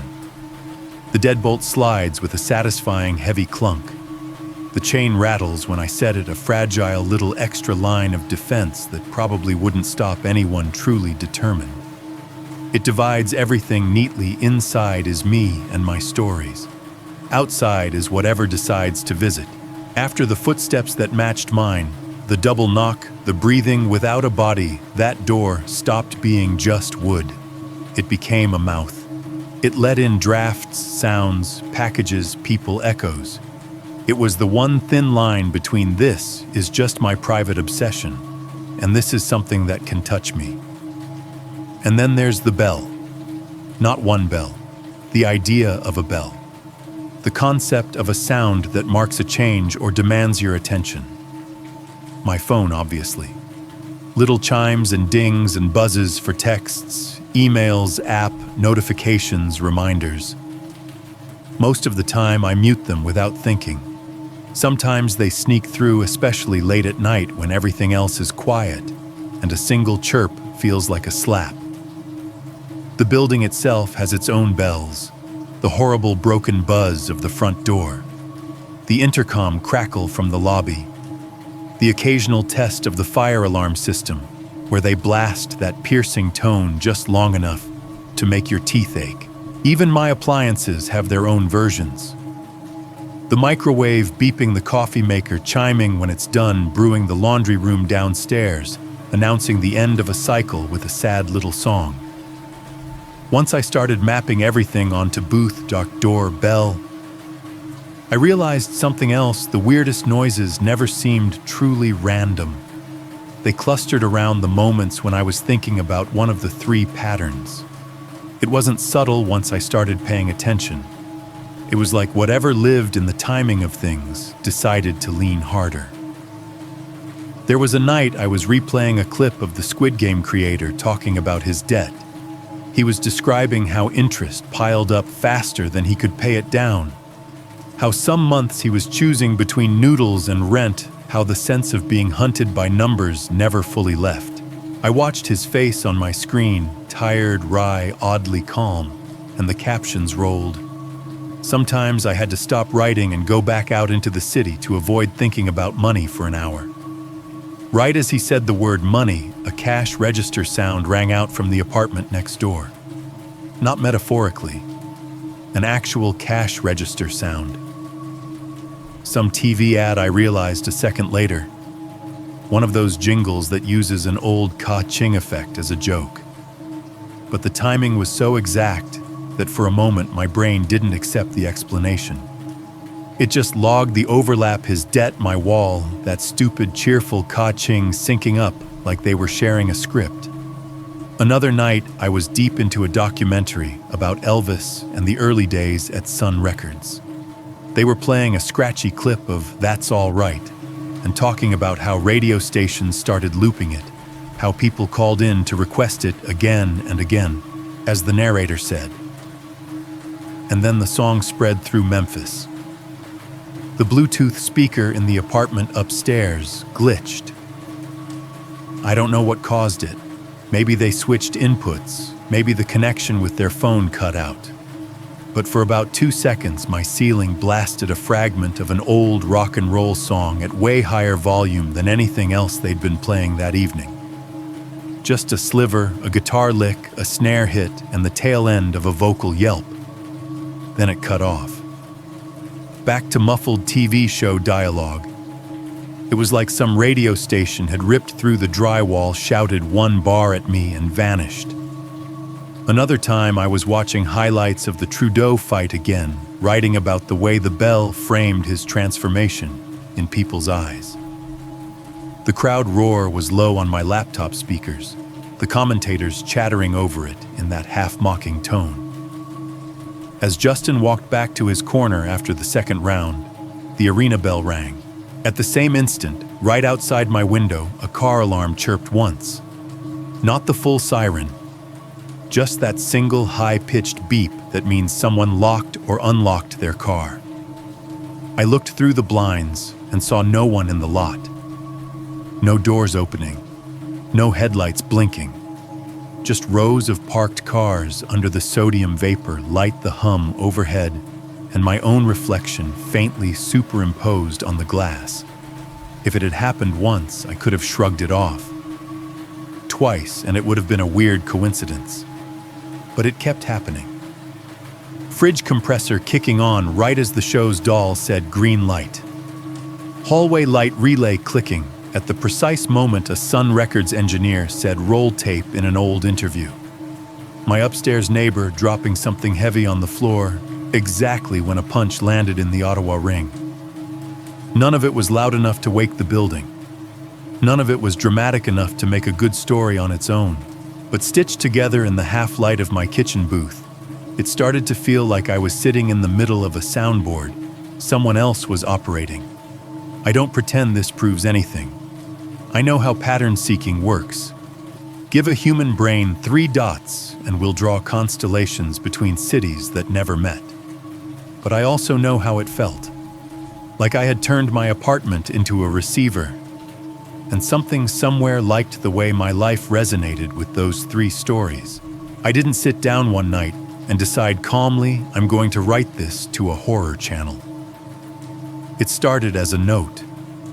A few bullet points in a file I kept on my desktop, the same one that has a dozen abandoned projects in it. I typed things like, Squid Game writer booth, det my fridge light, Sun Records door, Elvis my hallway, Trudeau bell alarms in my building. It didn't even have a title.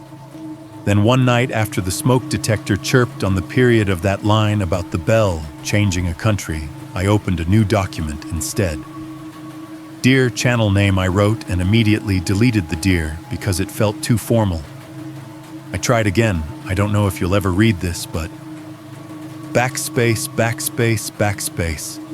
I have a hard disk full of half starts. The idea of adding another one this time about my own creeping paranoia made my skin crawl. But the alternative was letting the patterns keep eating away at my nights with nowhere to go. So I started anyway.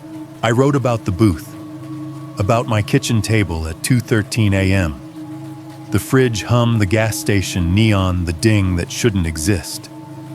I wrote about how Squid Game felt less like a show and more like a confession someone broadcast to the world, and how my own life seemed to sync up with its timing in ways I couldn't quite shake off. Then I stopped. I highlighted the whole thing, thousands of words by that point, paragraphs of detail, and stared at them. What was I really doing, trying to turn my own anxiety into content? hoping some narrator with a good voice would read my story and make it less mine.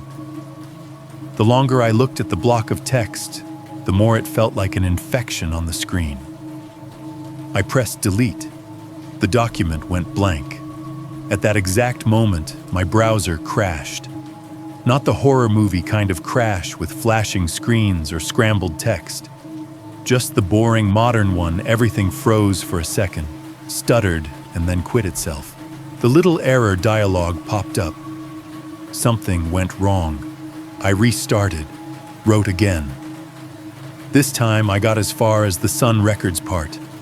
I described the truck driver the note that said, "Save the feeling of the double knock on my door and the empty hallway on the camera feed." Highlight. Pause. Doubt. This is stupid, I thought. You're just feeding your own fear. If you send this and they never read it, you'll feel pathetic.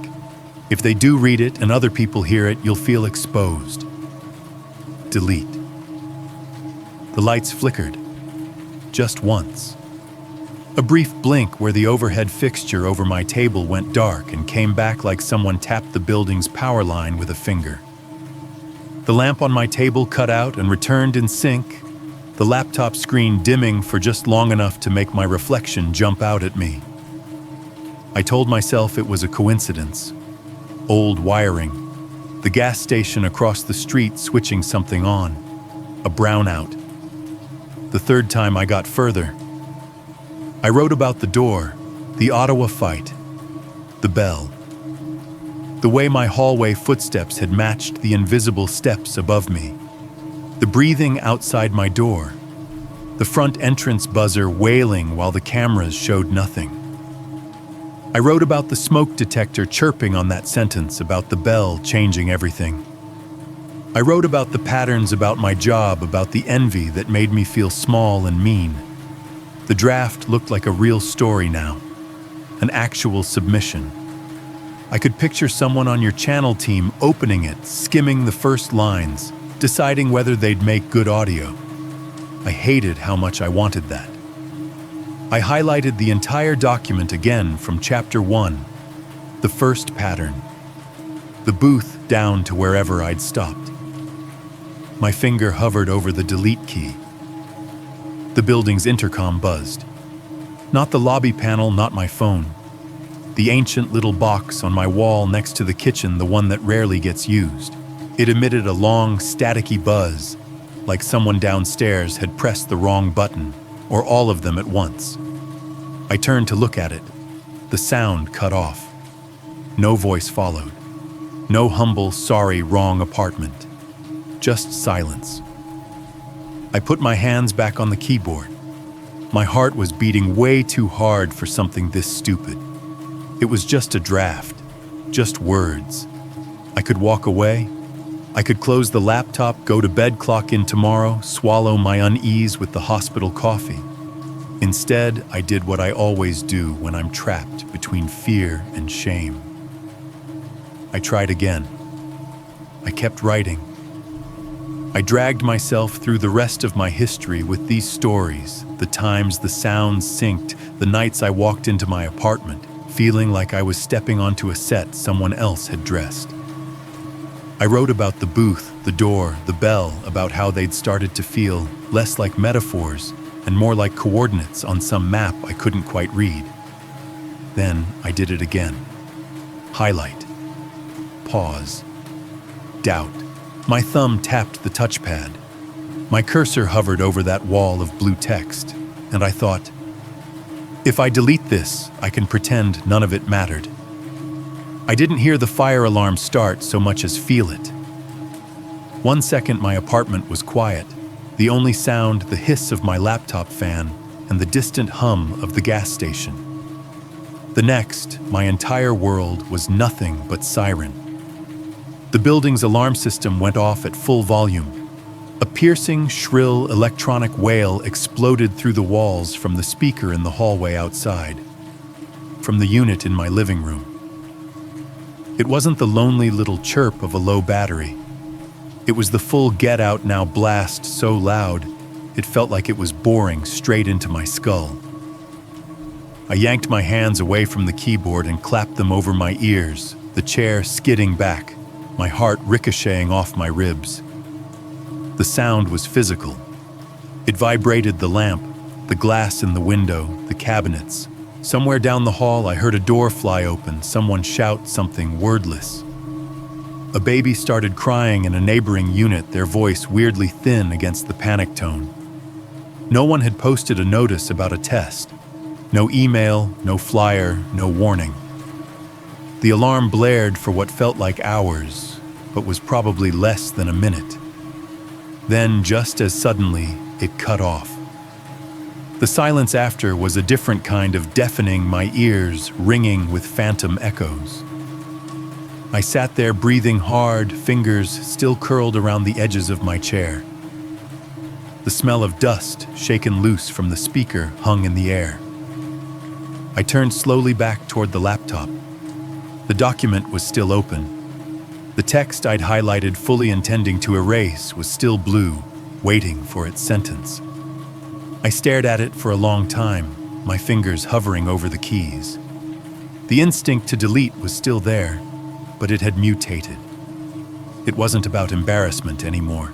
It was about fear, like if I cut these words loose, I'd be cutting myself loose with them, freeing whatever had been pacing in the walls, to step through without anyone else ever knowing. So I pressed a different key. I unhighlighted the text. I scrolled to the bottom, and I kept going. You might think that's dramatic, that I'm reading too much into a fire alarm test and a few coincidental sounds. That's fine. I'm not trying to convince you of anything cosmic.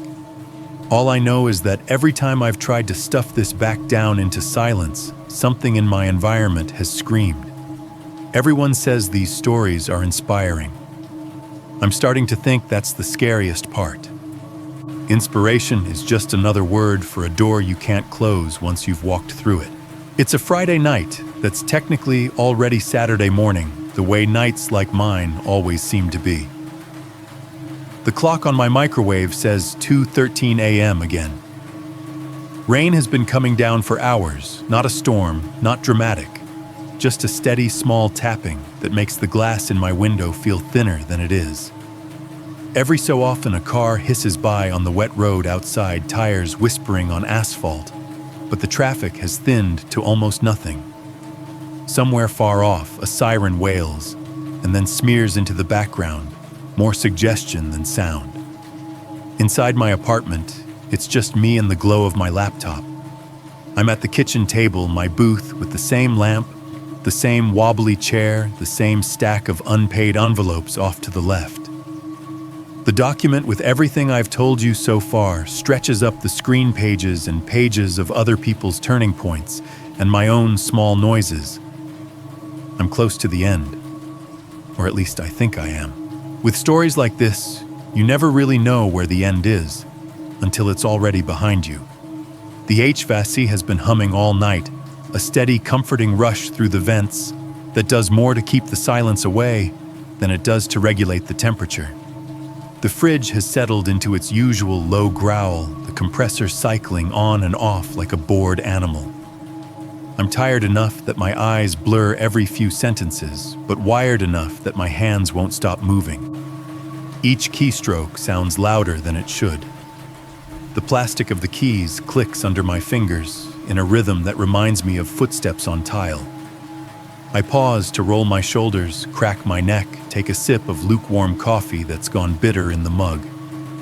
That's when the HVAC clicks off. It's a normal sound.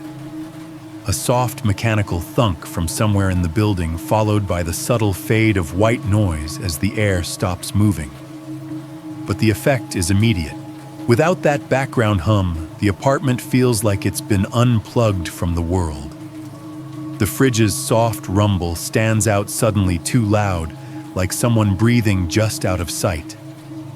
The tapping of the rain on the window pane becomes sharper, almost insistent. The digital clock on the microwave blinks 2:13 at me like it's amused. A few seconds later, the fridge clicks.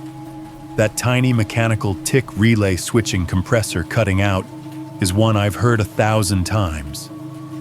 I only notice it now because everything else has gone so still. The hum dies. The kitchen drops another level into quiet. No HVAC, no fridge, no TV in the living room, no upstairs neighbor pacing, nothing. The building is unusually silent, as if everyone else has synchronized their lives around my need for a clean soundscape. My fingers hover over the keyboard. My brain does what it always does, now catalog, compare, analyze. Booth, door, bell. In my head, I hear the fluorescent hum of the manga cafe in Seoul, the way it must have sounded right after closing when the staff shut the lights off and the last customer stepped out into the alley. I picture the Sun Record studio dark, the tape machines idle, the ceiling fan, still the instruments leaning in, their stands with nobody to play them. I imagine the boxing ring under the convention center, lights empty of fighters and crowd, just a square of canvas in a pool of cold illumination, the bell hanging uselessly above it. A booth after hours, a studio with all the equipment switched off, a ring after the crowd has left. All those places are haunted not by ghosts, but by the echo of what just happened and what might happen again. My apartment at 2:13 a.m. suddenly feels like it belongs on that list. I let out a breath I didn't realize I was holding and laugh, but it comes out thin and tight. I can hear my own pulse in my ears. The silence is thick enough that I can almost feel it pressing against my skin. The thought slides in, simple and poisonous. What if none of this is real? What if it's all just in your head? It would be a relief in a way, to write it all off as stress, sleep deprivation, a mind desperate enough for meaning that it's hearing patterns in static. Maybe I think I should test that. If I'm really just primed to jump at every beep and click, what happens if I take them all away? The idea feels stupid the second I have it, but also fair, scientific even. A way to prove to myself that the universe isn't conspiring with my appliances. I push my chair back and stand up. The legs scrape on the floor, the sound weirdly loud. First the fridge. I walk over to the counter, grip the handle and pull it open. A wave of cold air washes over my face. The interior light flicks on, painting my bare feet and the linoleum in dull white. The apartment suddenly feels less empty, just because there's light coming from somewhere else. I reach behind the unit fingers, groping for the plug. The wall is warm to the touch. Dust has gathered on the cable in a way that makes me want to clean it and never actually do. My fingertips close around the molded plastic of the plug and I pull. For a second, the bulb inside the fridge flares like it wants to hang on. Then it dies. The faint hum I'd stopped noticing fades completely. The cold air retreats. I let the door shut with a soft suction thump and stand there in the dark kitchen, listening. Nothing. Back at the table, my phone lies face down beside the laptop. The screen is black, no LED blinking. I pick it up, thumb the side button, see the home screen blink alive, full of apps and little red badges that all mean pay attention to me. I drag down the menu, tap airplane mode. Then, for good measure, I go into the settings and turn off every sound I can find. Ringtone alert system haptics. Vibrate on ring, vibrate on silent. Off, off, off. When I'm done, I press and hold the power button until the slide to power off bar appears. I push it. The screen goes black for real this time, the way it only does when the phone is truly dead. I set it down. The case makes a hollow little tap against the wood. The smoke detectors are harder. There's the main one in the hall and a second in the bedroom. I drag a chair under the closest stand on it and twist the unit off the ceiling mount. It comes free with a stiff little click. My thumb presses the test button out of habit. No sound. The battery comes out easily. 9V. Still good. I set it on the table. I do the same in the bedroom, moving through puddles of faint streetlight coming through the blinds. Another twist, another battery, another round plastic shell suddenly useless. When I'm done, I stand in the middle of my apartment in stocking feet, holding an armful of disconnected safeguards and silenced devices. The only light is the rectangle of my laptop screen in the kitchen. Everything that can beep, click, chime, buzz, or scream at me has been either powered down or unplugged. It's just me and the rain on the window. I carry the batteries and my powered-off phone back to the table and set them down next to the laptop like offerings. The document with my draft still fills the screen. The cursor blinks at the end of the last line I wrote. Inspiration is just another word for a door you can't close once you've walked through it. The silence now is total. Not late-night quiet with layers of distant noise hiding under it. Not apartment quiet with hot water pipes and fridge humming and neighbors' TVs leaking through the walls. Actual suffocating booth-style silence. I realize with a creeping sense of déjà vu that my place is now as acoustically dead as all the rooms I've been obsessing over. The manga booth, after closing curtains, drawn fluorescent lights off the computer screens, gone dark, only the faintest buzz from the electricity in the walls. The studio between sessions, all the amps off the tape deck, still no instruments vibrating. Just dust floating in shafts of nothing. The boxing ring late at night when the janitors are mopping around it. The ropes still, the bell inert.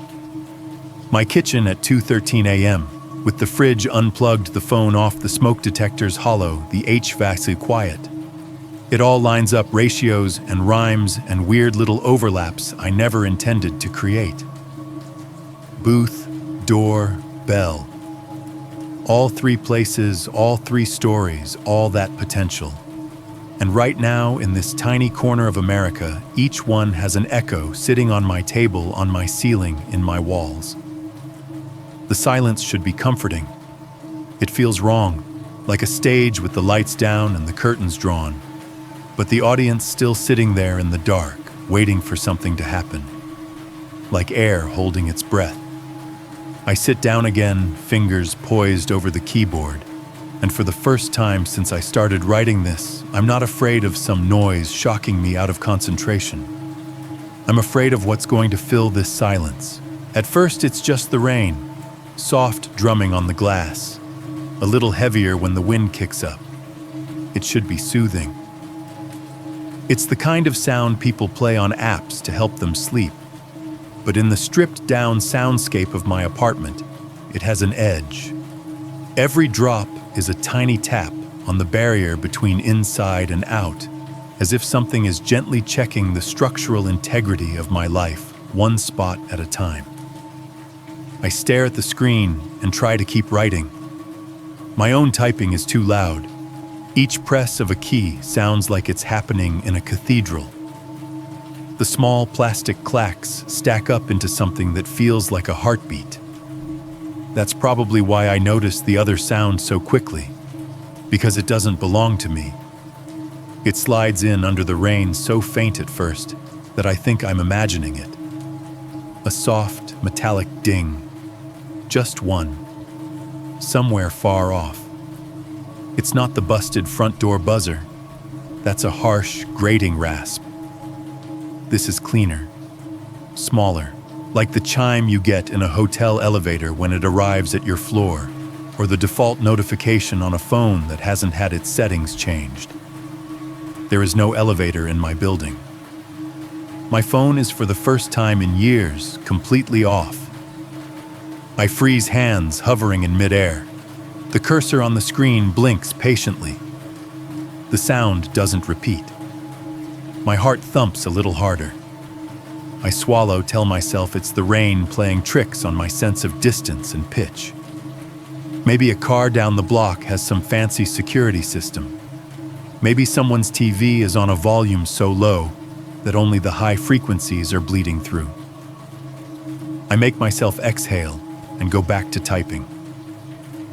I'm halfway through a sentence about how other people's turning points always sound smoother in hindsight when I hear something else. A tiny, unmistakable sound. A page turning right behind me. The soft flick of paper sliding against paper, followed by the almost inaudible crackle of a spine adjusting. It's so vivid, my brain supplies an image before I can stop it. Someone standing over my shoulder, reading along, casually flipping to the next part of a book I didn't know was open. I whip my head around. The chair complains under the sudden movement. The lamp throws a quick arc of light across the wall. There's nothing behind me. The table is clear except for my laptop, the dead phone, the pile of batteries, and my notes. No open books, no newspapers. The couch in the living room is empty. The TV is dark. My bedroom door is half closed, the gap showing only darkness. The rain keeps tapping.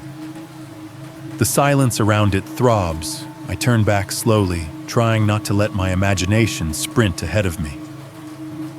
I tell myself I'm keyed up, that I'm looking for patterns, that page flips and distant dings are exactly the kind of ambiguous sounds a brain like mine will latch onto and assign meaning to. As if to prove me wrong, the apartment gives me another thing to catalog. A bell. Not the chime from before. Not a door buzzer, not a phone alert, not anything with circuitry. Just a pure, clean, bell-like tone hanging in the air for a second, and then gone. It doesn't sound like it's coming from anywhere specific. It's just there in the center of the room, like somebody plucked a single invisible string and let it ring once. Every hair on my arms lifts. I stand up before I realize I've moved. The chair legs scrape. My feet feel too loud on the floor. The urge to check the door is overwhelming the way it always is when my brain can't decide whether the threat is inside or outside. I cross the room and put my hand on the deadbolt out of habit, even though I know it's already set. The metal is cool under my palm. I lean forward and press my eye to the peephole. The hallway outside is washed in the harsh white of the motion sensor light. It must have clicked on when I got up and approached the door. The camera's fisheye distortion stretches everything into a funhouse version of reality walls, curving the carpet, bulging slightly. No one is there. The door across the hall is shut. The exit sign at the end glows its usual dull red. No shadows move. No figures cross the field of view. But I hear something. It's faint. It's not coming from right outside. It sounds farther down, maybe on another floor, maybe bleeding up through the stairwell. Crowd noise.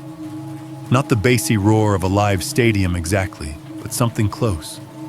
A muffled swell of many voices at once, laughing, yelling, talking over each other.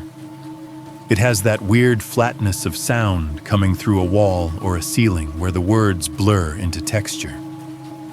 For a second I tell myself it's just someone's TV.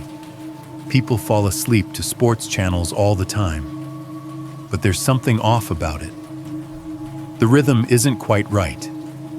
It swells when it shouldn't, drops when it should crest. Every so often something metallic clanks in the mix like a bell or a gong, but it never lines up with anything I can identify. And under it all, there's a weird delay, like I'm hearing a broadcast that's slightly out of sync with itself. Foreign commentary from a match I've seen before. Crowd noise from a show I watched alone. Voices from a past I've never visited. I blink, pull back from the peephole, and the sound cuts off as if someone hit mute. The hallway in front of me is still empty. The silence snaps back into place so quickly it leaves my ears buzzing. I stand there for a moment longer, hand on the deadbolt, listening hard. Nothing. The light outside times out and clicks off, plunging the view into darkness. Only the exit sign remains a red smear. Back at the table, my laptop has gone dim. The screensaver hasn't kicked in yet. It's just lowered the brightness as if it's trying not to startle me. I sit down and tap a key. The screen flares back to life. That's when the speakers pop. It's the small, ugly sound they make when power routes to them unexpectedly, a dry little chew-K like static discharging. I jump anyway. I know for a fact I muted the volume over an hour ago. The little speaker icon in the corner still has a red line through it. Before I can react, a video starts to play.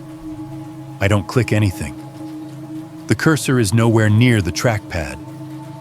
The browser is open on my document, not YouTube, not any streaming site.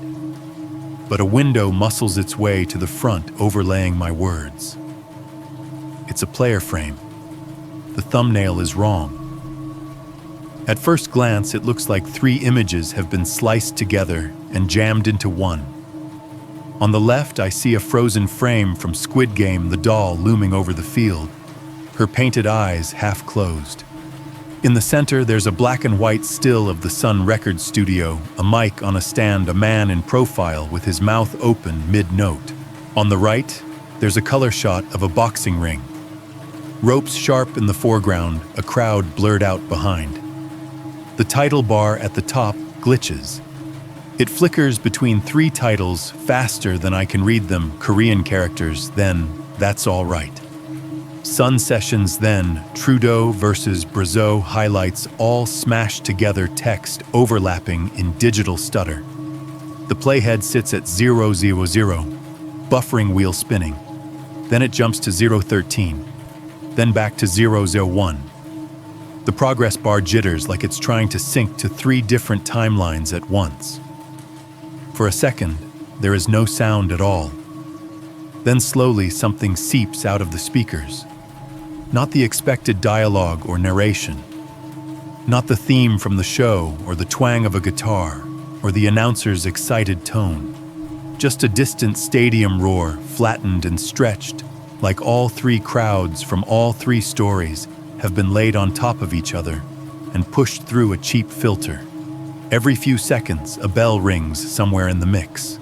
Not loud, not clean.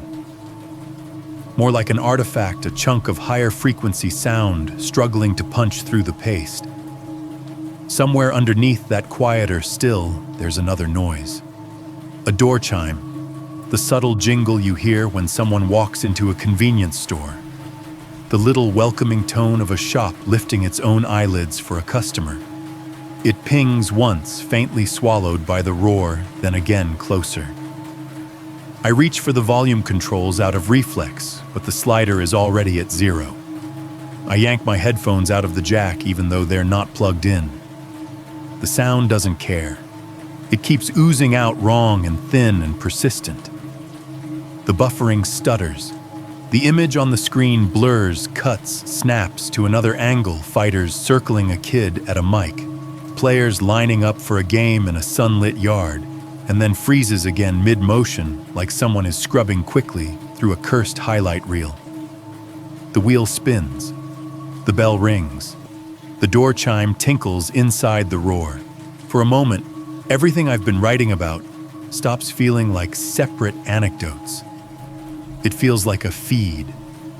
A single stream that's been chopped up and served to me in tailored pieces. I slam the laptop closed. The sound cuts off mid-roar, the bell and the chime dying with it. The room goes back to rain and my own breathing. The silence when it lands this time is so heavy it feels like a presence sitting down in the chair across from me. I sit there for a long time with the laptop shut my hand, still resting on the lid like I'm holding something inside. The rain keeps doing its small, persistent work on the window. My mind keeps doing its bigger, more desperate work on the situation. Every story I've told you so far, every pattern I've been obsessing over has the same spine. A small decision made in a private, lonely moment. The writer in the manga cafe could have finished his favorite violent series, gone home and gone to bed. Instead, he put the book aside, picked up a pen, and sketched out his own nightmare.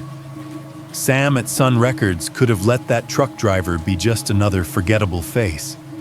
Instead, he scribbled, "Good ballad singer, save," on a sleeve and called him back when a band needed a vocalist.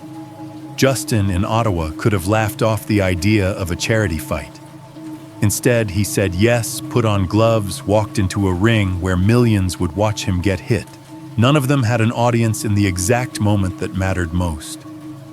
No cameras, no cheering crowds, no narrator. Just them and a choice that didn't feel cinematic at the time. A small pivot barely more dramatic than picking a different sandwich at lunch. The world rushed in afterward.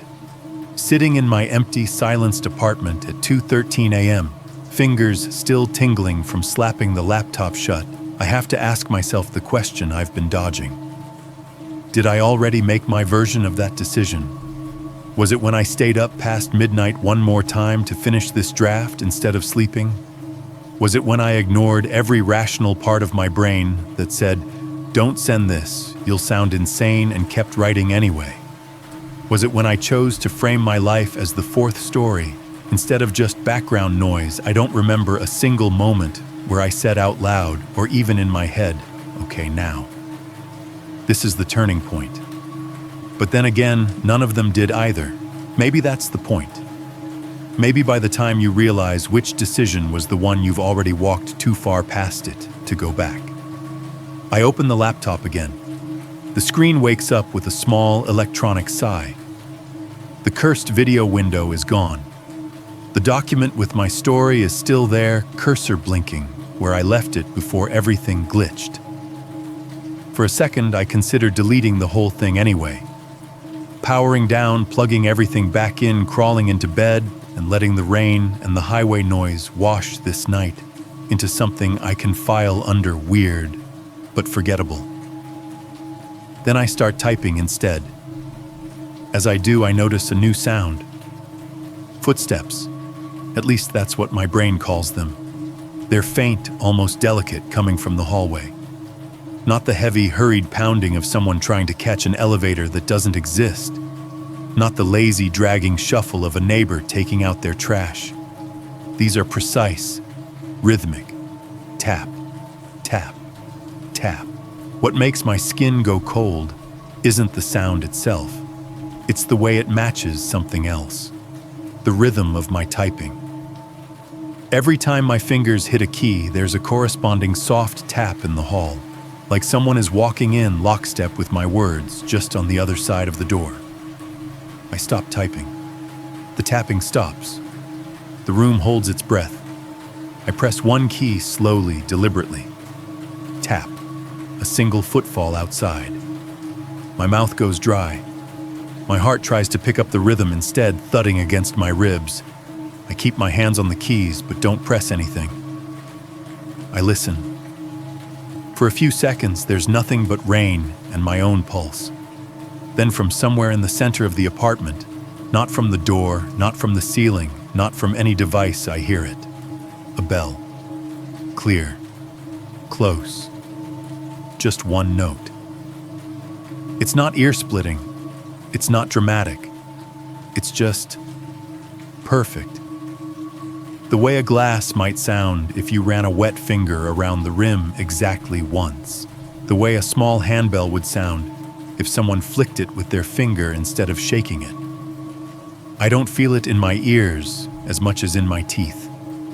A high, clean vibration that seems to pass through bone and enamel and settle somewhere deep in my jaw. It rings. It fades. The sound it leaves behind isn't silence. It's expectation. I'm alone in my kitchen in my booth with my door locked and my bells supposedly unplugged. And yet, something rang anyway. My first instinct is to tell myself I'm imagining it.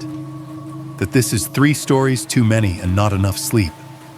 That a mind like mine, fed on horror and patterns, will always find a way to manufacture a jump scare. My second instinct is to talk to you. Not the abstract you I've been using. You specifically. The person on the other end of this video, or this audio, or this transcript. The one lying in the dark, with your phone an inch from your face. Or sitting in your car in some dim garage. Or hunched at your own night shift desk, under your own bad fluorescent lights. Because here's the thing, I've been telling you about my booth, my door, my bell. But from the moment you pressed play on this, you invited all three into your space too. So let's trade places just for a second.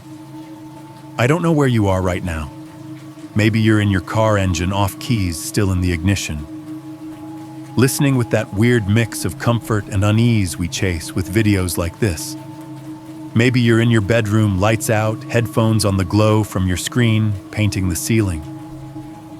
Maybe you're on break at a night shift like mine, sitting under humming lights with one earbud in and one eye on the clock.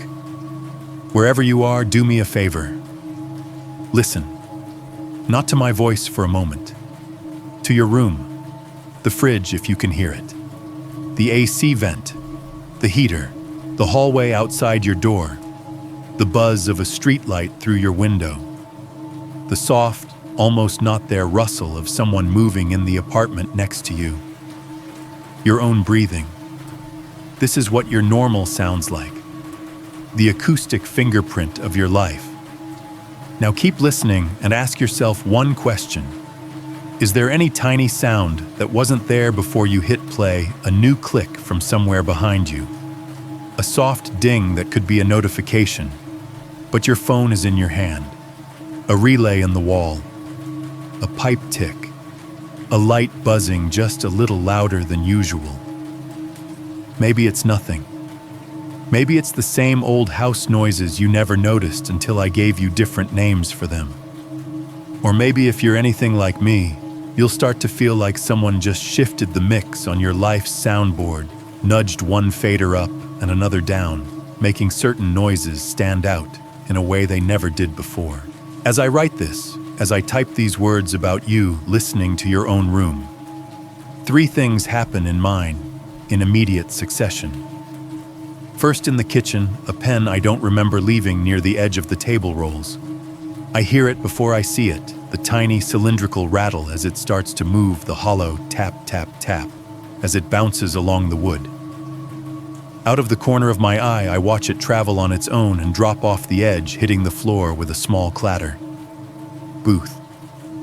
Then from the front door, there's a sound like the latch settling. Not a knock. Not someone trying the handle. Just that quiet metallic chk you get when a door that's almost entirely shut is pressed the last millimeter into its frame. As if someone on the other side has put their palm against it, not to force it open, but to test it, to see how solid it really is. Door. Finally, from nowhere, I can pinpoint there's a single sharp chime. It's not electronic. It's not mechanical. It's not any alert tone I recognize. It's the kind of sound that feels like it happens inside your skull and outside it, at the same time a tiny crack in the air that sends a shiver right through your molars. Bell. Pen latch chime. Booth doorbell. If this were someone else's story, this is where I'd give you something to hold on to. A warning, a piece of wisdom, a way to close the loop and file everything away as a lesson learned. But this is a true horror story, or at least it feels like one. And the truest thing I can tell you is this. In every story I've ever read or watched about lives changing forever, the moment that matters most doesn't feel cinematic when it happens. It doesn't come with slow motion or swelling music or a close-up on a trembling hand. It just sounds like a small noise in a quiet room, a pen rolling, a latch settling, a bell ringing once in the air and then pretending it was never there at all. By the time you realize it was the first bell, the game has already started. What unsettles me most about this story isn't the supernatural hints.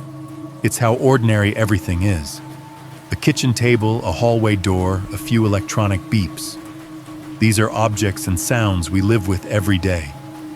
The story quietly asks, what if the scariest thing isn't a monster in the dark, but the feeling that your life is standing still while other people's lives explode into meaning at its core? This is a confession about envy and missed chances. The narrator watches three men who made tiny private decisions, writing in a manga booth paying $4 to record a song saying yes to a charity fight, and sees versions of himself that got out. Their stories become global phenomena, a series that changes pop culture, a sound that rewires music, a boxing bell that helps shift a country's image of a leader. Meanwhile, he's stuck in fluorescent night shifts and a small apartment that feels increasingly like a padded cell. What makes the story powerful is that it doesn't romanticize those successes. Each origin is rooted in desperation, debt, or ridicule. The creator of the deadly game is drowning in loans. Elvis walks in as a shy truck driver. Justin Trudeau steps into the ring as a joke expected to lose. These aren't heroic movie moments. They're awkward, lonely decisions.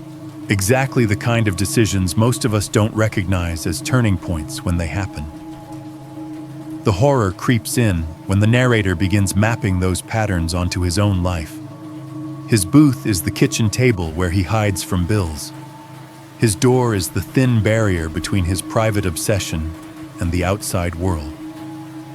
His bells are every alarm notification and strange chime that won't let him rest. The more he looks for connections, the more his reality feels scripted by someone or something else. But there's a strangely positive message buried inside, that paranoia awareness is a kind of power. By naming his booth door and bell, he's no longer just drifting. He's seeing how inspiration works, how algorithms feed it, and how envy can twist it. He realizes that inspiration isn't a magic gift that falls from the sky. It's often a small, scary choice made when no one is watching, one that you can't easily undo. The story doesn't end with comfort. It ends with responsibility. If a small noise in a quiet room can be the start of a game, then your ordinary life is already full of potential triggers. The late-night email you send the project, you finally start the apology. You decide to make the habit you allow to continue. Maybe the real question isn't, is something haunting him? But what are we inviting into our own lives every time we say yes, no, or maybe later? So let me ask you as simply and honestly as I can. When you look at your own booth door and bell, your private space, your boundaries, your alarms, is there one small decision you've been putting off that could quietly change the shape of your life if you finally made it?